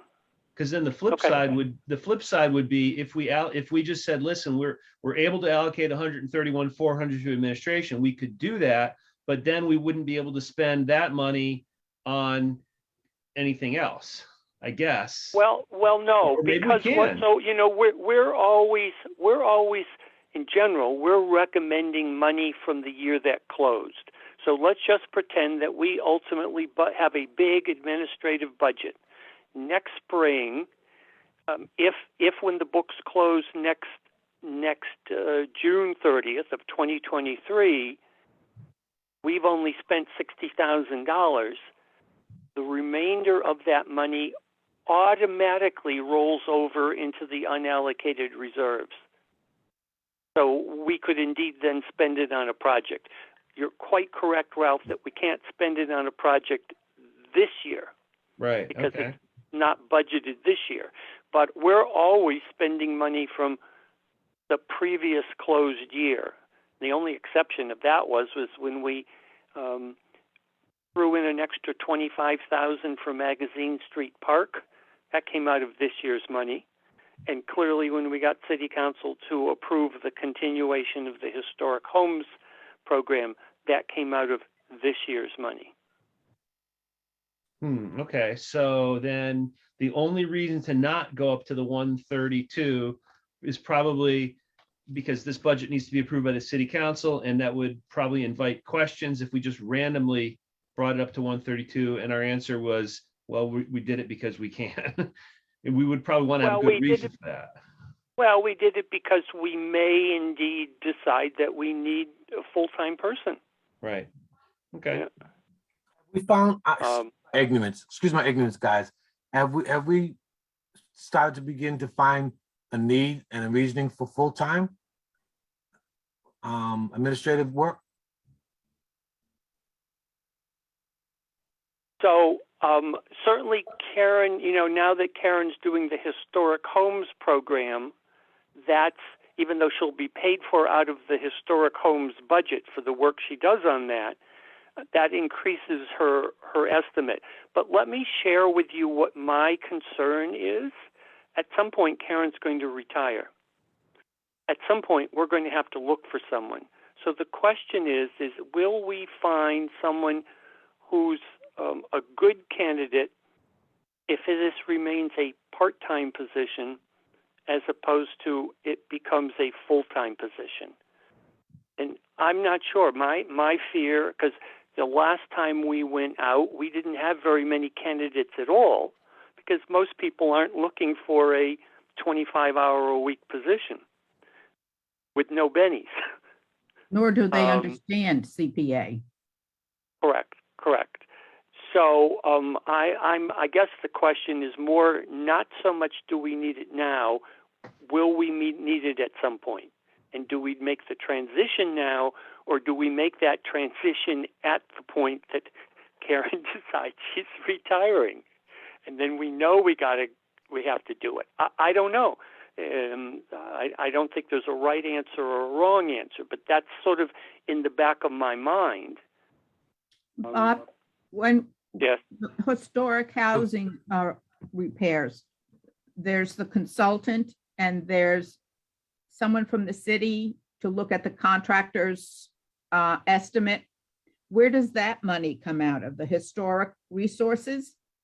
So in other words, the city council approved, I can't remember the exact amount, but like $238,000. Well, not There quite. will, 234,640. Okay, so out of that budget, we will be paying for the preservation planner who will look at the specs. Fortunately, the Office of Housing will be providing the housing specialist who will be writing those specs. And then Karen will get paid for all the time that she spends dealing with the homeowners, writing the contracts, having meetings, and yada, yada, yada. That comes out of project administration, not out of overall CPA administration. Bob, So that's why it's not in the budget, because it's not in the budget we just got, right? Correct. Correct. That is for the administration of general CPA activities, So not that's the a separate- administration of the specific historic homes program. Okay. Is it possible, Bob, to put the 3 consultant fees in the administration budget so that there's more money to give out in the historic homes budget, or is that not allowed? Well, I thought that in the email discussion that you had with Pat Burns, the comptroller, he had said that Shannon Walsh, the preservation consultant, I thought he had said that or maybe he was talking about you, but someone should come out of the historic homes budget as part of the administrative costs. I mean, I'm willing to do either, but I don't know whether one is financially, let's call it financially legal, or not. So we can certainly get that clarified. Okay. So he suggested that we take one of the consultants out of the historic homes project budget? No. His was that if I remember it correctly, that I think we were talking about that Karen will be also we will be doing additional work that's not out of this budget. And I thought he said that should come out of the historic homes budget, because that is project-specific administration Right. as opposed to CPA general administration. That seems to make sense. And it probably gets around sort of the restriction that we have with the fact that the proposal that we put out 3 years ago for Karen's position was for, a fixed dollar amount and fixed hours, basically. And we increased it once, but we're not allowed to increase it any more than that. So in other words, we could not vote right now to say, hey, let's pay Karen, another X amount of dollars out of the administrative budget, because we'd have to go out to RFP. We can't just pay the person more money, right? That's correct. We did it once. We can't do it again. Basically. Can't do it out of the no. The current contract, which expires in about 4 months or whatever, cannot be altered at this point. Right. And we probably, with a little luck, would need administration of the historic homes program before that anyway. Correct. So the thought would be that out of the historic homes administration program, a certain amount of dollars would go towards the administration of that, which would be performed by Karen. And also there'd be dollars that would be associated with the historic review of it. And correct. Or a new contract. Small enough. Well, no, because those dollar amounts are going to be small enough so that they wouldn't require an RFP, I believe. Right. Correct. Or a contract, actually. Or a new contract. Yeah. Or a new contract. We got 4 months that we're going to be looking at a new contract anyway. And it stands to reason, right, that new contract's going to be requiring more resource. What if we came to a compromise? Instead of increasing it to the 131,000 that was suggested, what if we came to maybe increase it half that amount? This way we have a little leeway there because we don't know what's going to happen in 4 months. I guess what I would rather do, Gloria, is have a conversation with the comptroller to say, once we have a city council approved budget, if we decided we wanted to put more money into administration, can we do that, or how can we do that? And if he says, oh, you just have to go back to city council and you can do it, that's one thing. If he says, no, you're stuck with it for an entire 12 months. Okay. Then I think, so let's wait, let's put off this discussion until June, and then we'll vote on the budget. All right. That sound all right? Yeah.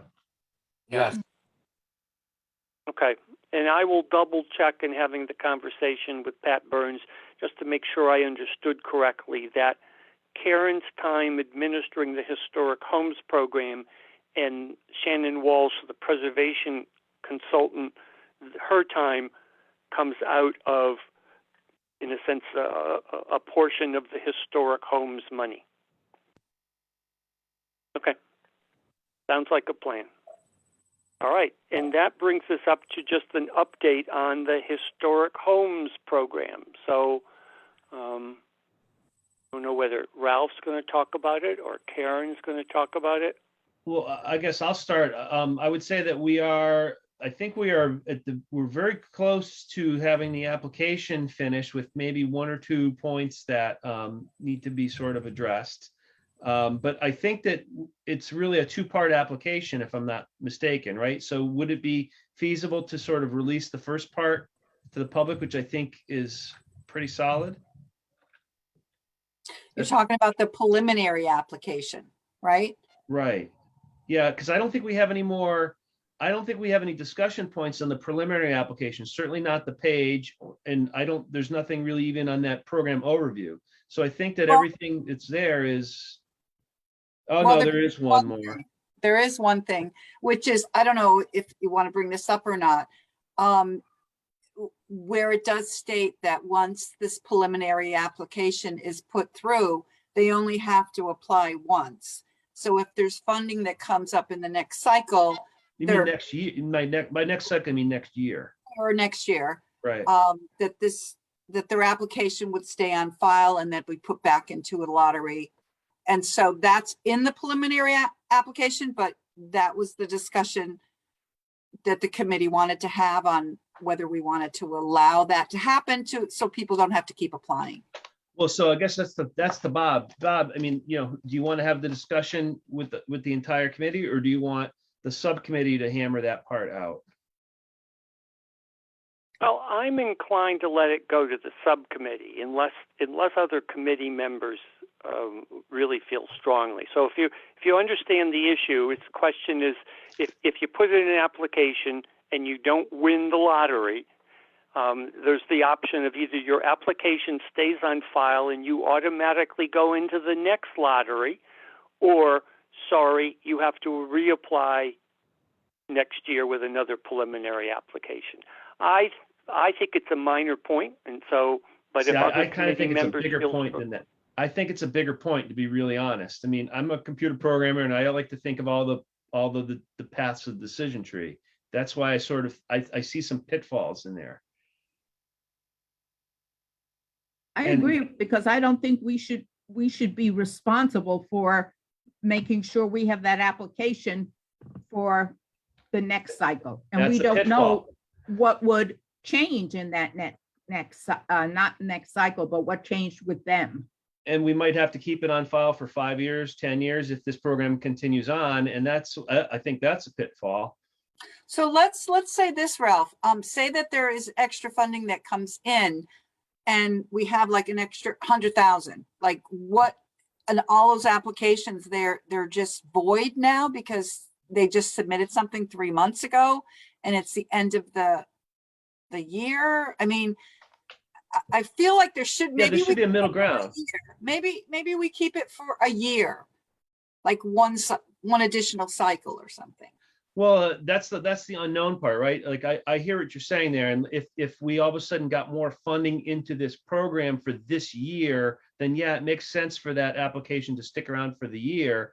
But I don't think it makes sense for the application to stick around for, like, if we applied for next year to run the program the same way, it shouldn't go into, I don't feel like it should go into that cycle because that's a new cycle. So I feel like maybe we haven't defined what a cycle is exactly. Well, you also spend more on marketing too, right? So the first time we go out, we're going to send postage to each home about the program, right? And so now we've got a batch of applications that came in. So the next year, what are we going to send those same people, more postage, more letters, I mean, but there's huge pitfalls. The huge pitfalls are that number one, you have to deal with somebody winning the lottery and you notify them and they come back and say, oh, you know what, I actually moved to a different house in the district. Can I please use the money there? And you have to say, oh, I guess, sorry, you didn't win the lottery.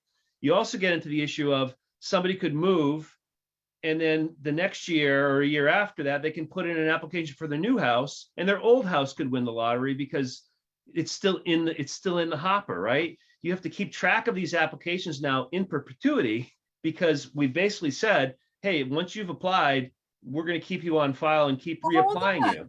We're saying that it's the house that's eligible. The address. Oh, no, not the house. It's not the house. It's the applicant. A house can't apply. A person is applying. Well, so that person fills out an application with a particular street address, that's the house that is getting the application, not the person. So if they move, the person. But if they move, they don't get to transfer that because it's the house that. So does that mean then that the person who buys the house will get an award without even having put in an application? They just get a letter in the mail saying, hey, your house is eligible now. Yeah, no, that's not how this program works. This program is an application for a homeowner and a house. The person could move out of their house but still retain ownership. There's just so many things that just seem absolutely wrong with how long a rolling application. Another example is somebody might decide to try to not say game the system, but because of their income or because of their household, they may say, you know what, I applied in 2022. I don't want to apply in 2023 though, because my son's living with me and I'll have too much income, but I'll wait a year, hopefully. And now they win 2023 and now they're like, oh, I won, but I'm only going to get 2% reimbursement. I don't want to accept it. And when we say, sorry, you won and you can't apply again, by the way. And, there's just so many problems associated with allowing that application to just ride it out.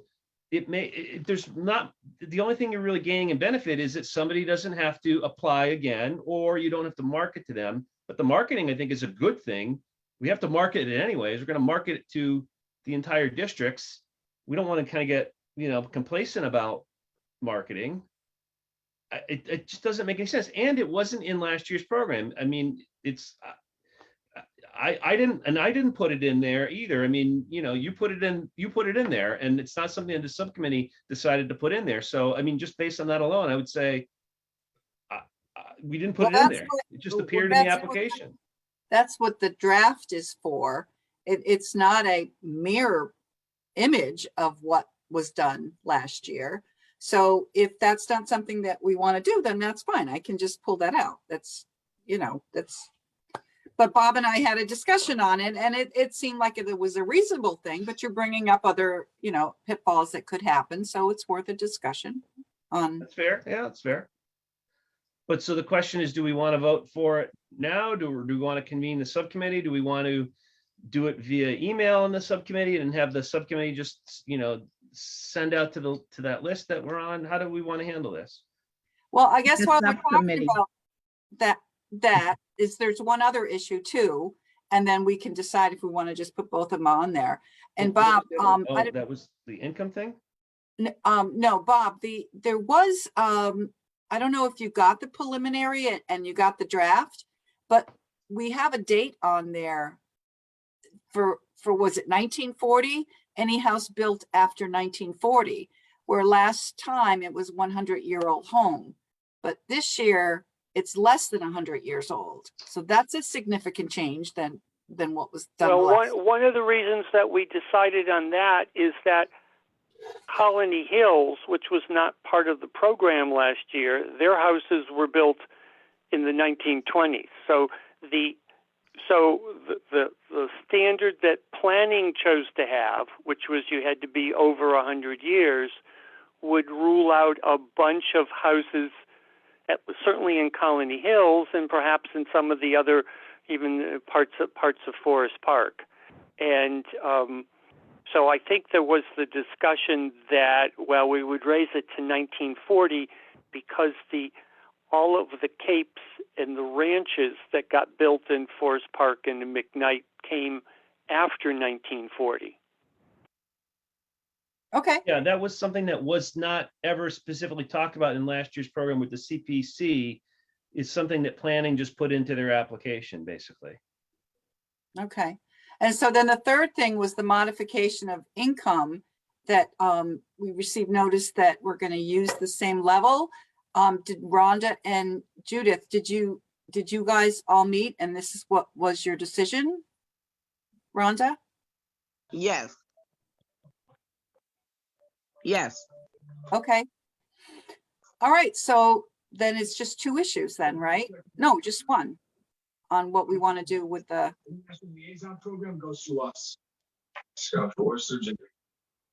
Oh, that's not somebody talking. So the only other issue that I think that may be still in play a little bit, and I've sent out an email to Stuart Saganor from the Community Preservation Coalition. He won't be back till Thursday, is defining income. I know that when planning did it, they were very loose with how they defined income. I think they were too loose because I think that I got the sense that that somebody at least attempted to defraud them, if not actually defrauded them, because one person had negative $11,000 in income. So I think that we wanted to,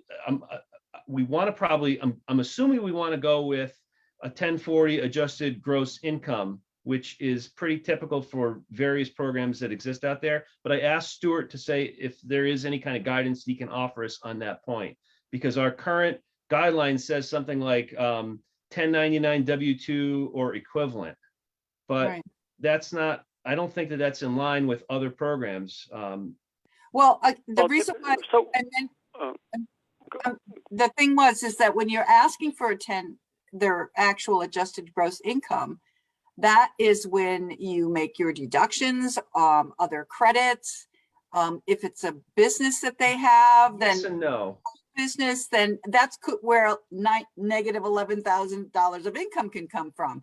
So if you're asking for their paycheck, then that's the gross income you're looking for. So it depends on what you want to do. Yes and no, but there's like on your paycheck, there's also there's two things. There's like if you have a retirement program, for example, and that gets deducted from your paycheck, That's what goes into your gross income, your adjusted gross income on your 1040. So anyways, Well, the plus- bottom line is, Plus, all the retired people don't get paychecks, so don't be asking for a W-2 as the only source.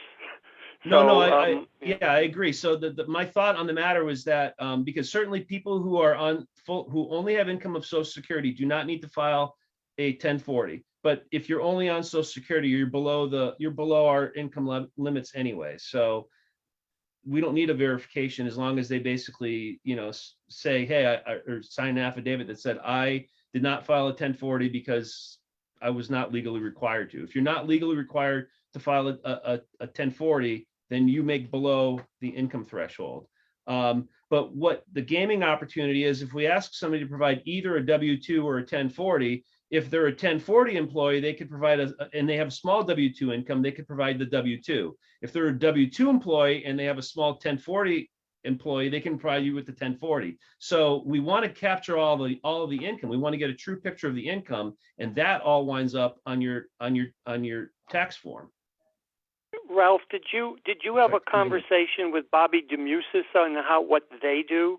Because No, I fear that Stewart is going to say that's being done at the local level, and they don't keep track of that. Well, he must know what the guidance is, because they need to do the same thing. Yeah, like you mentioned, for housing. Housing has income limits. I can try calling Bobby again or sending him an email and ask him what they use. I'm certainly willing to do that. But remember, this isn't housing. This is to help people repair their homes. So again, though, we're using the housing standards and we're going by those income levels. So I think we should be using the same criteria. This is not a free money program. This is not be super permissive.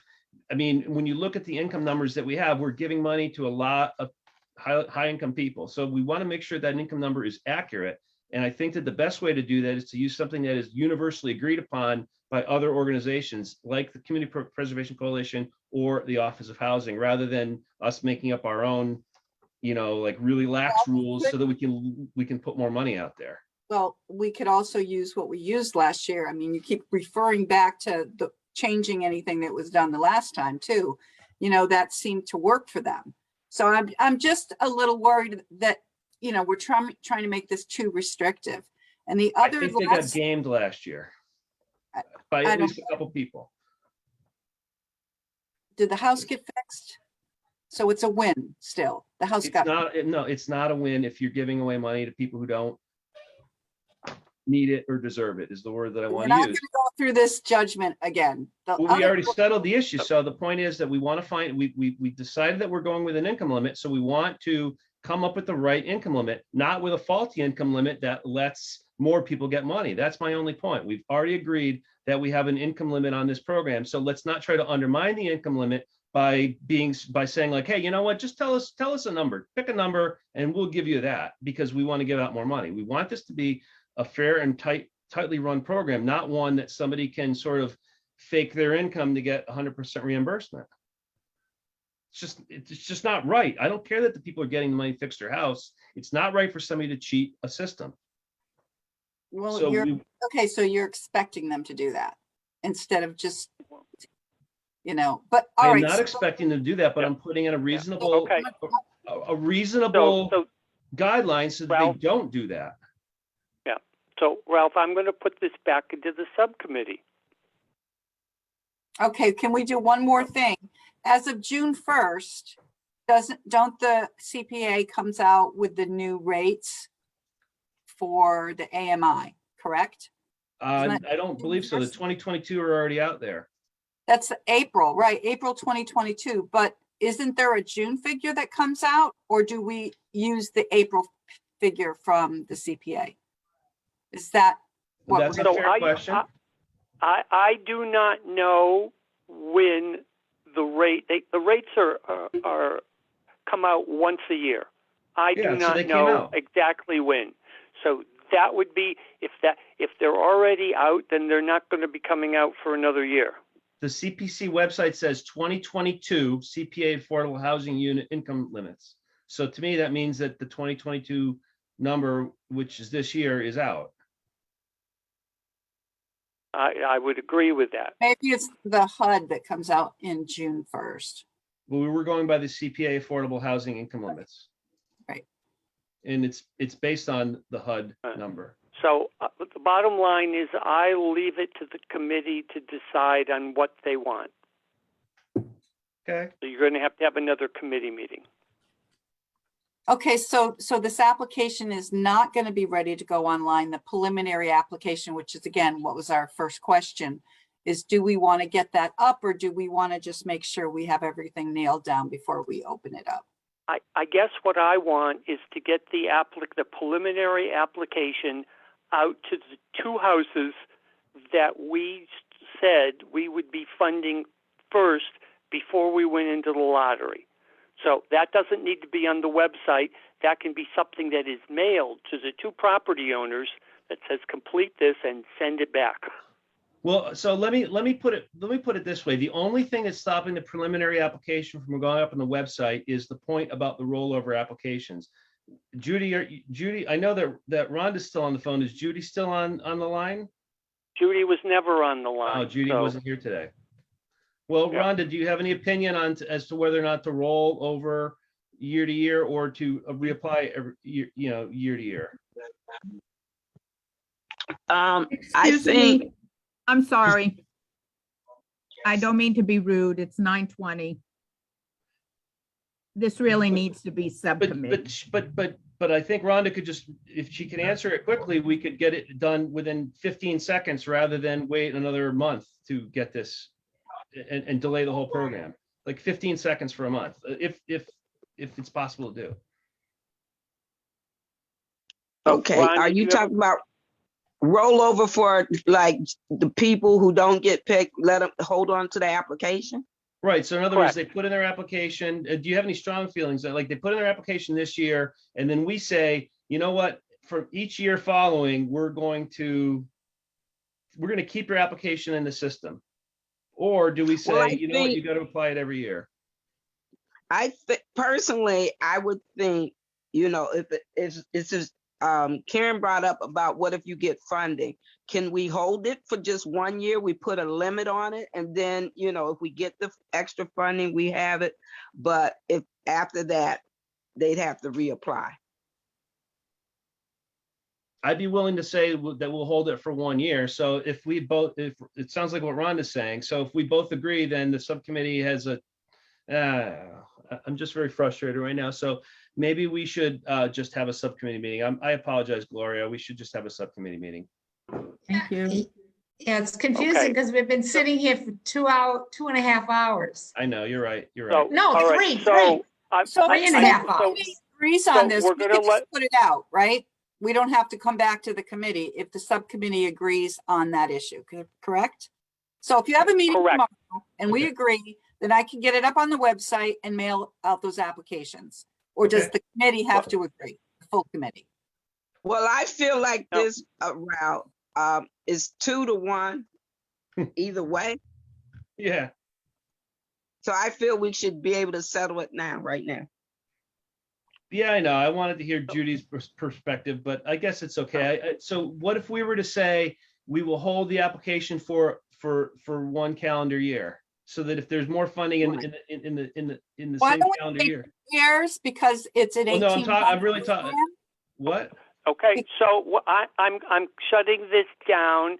All right. It sounds like there's agreement to have it for 1 year. You now decide among you how to properly word that for the application. Okay, we'll do that. And then get the application off to the two people that we've already committed to helping. Okay, we can do All right, that. and given the lateness of the hour, I'm going to skip over the administrator's update unless I don't there's have something. anything anyway. Okay, and other matters. So the next meeting is on June 7th. On June 7th, this is the meeting when we start our deliberations. You are to look at all of the applications, look at them from the standpoint, not just do you like them, you start off with your DOR allowable use chart and say, does this application fit into one of these boxes? Because if it doesn't, if you can't get it to fit into a box, it may be a nice idea, but it's not CPA eligible. And there may be applicants out there that have part of their applications eligible and part of it's a nice idea, but not eligible. Then you are to come in on June 7th with your top 8 projects. Not in any order. You just have to worry about what's your 8th versus your 9th project, and we will put them up on a spreadsheet. Now, keep in mind that if the application for 145 Bay Street comes in on time, they will be making a presentation first thing in the meeting. In which case, you may want to, if you want to include them on your top 8, well, then you're going to have to rearrange when we get to the listing. This is not a vote. This is only to get an idea for discussion purposes of where people are thinking.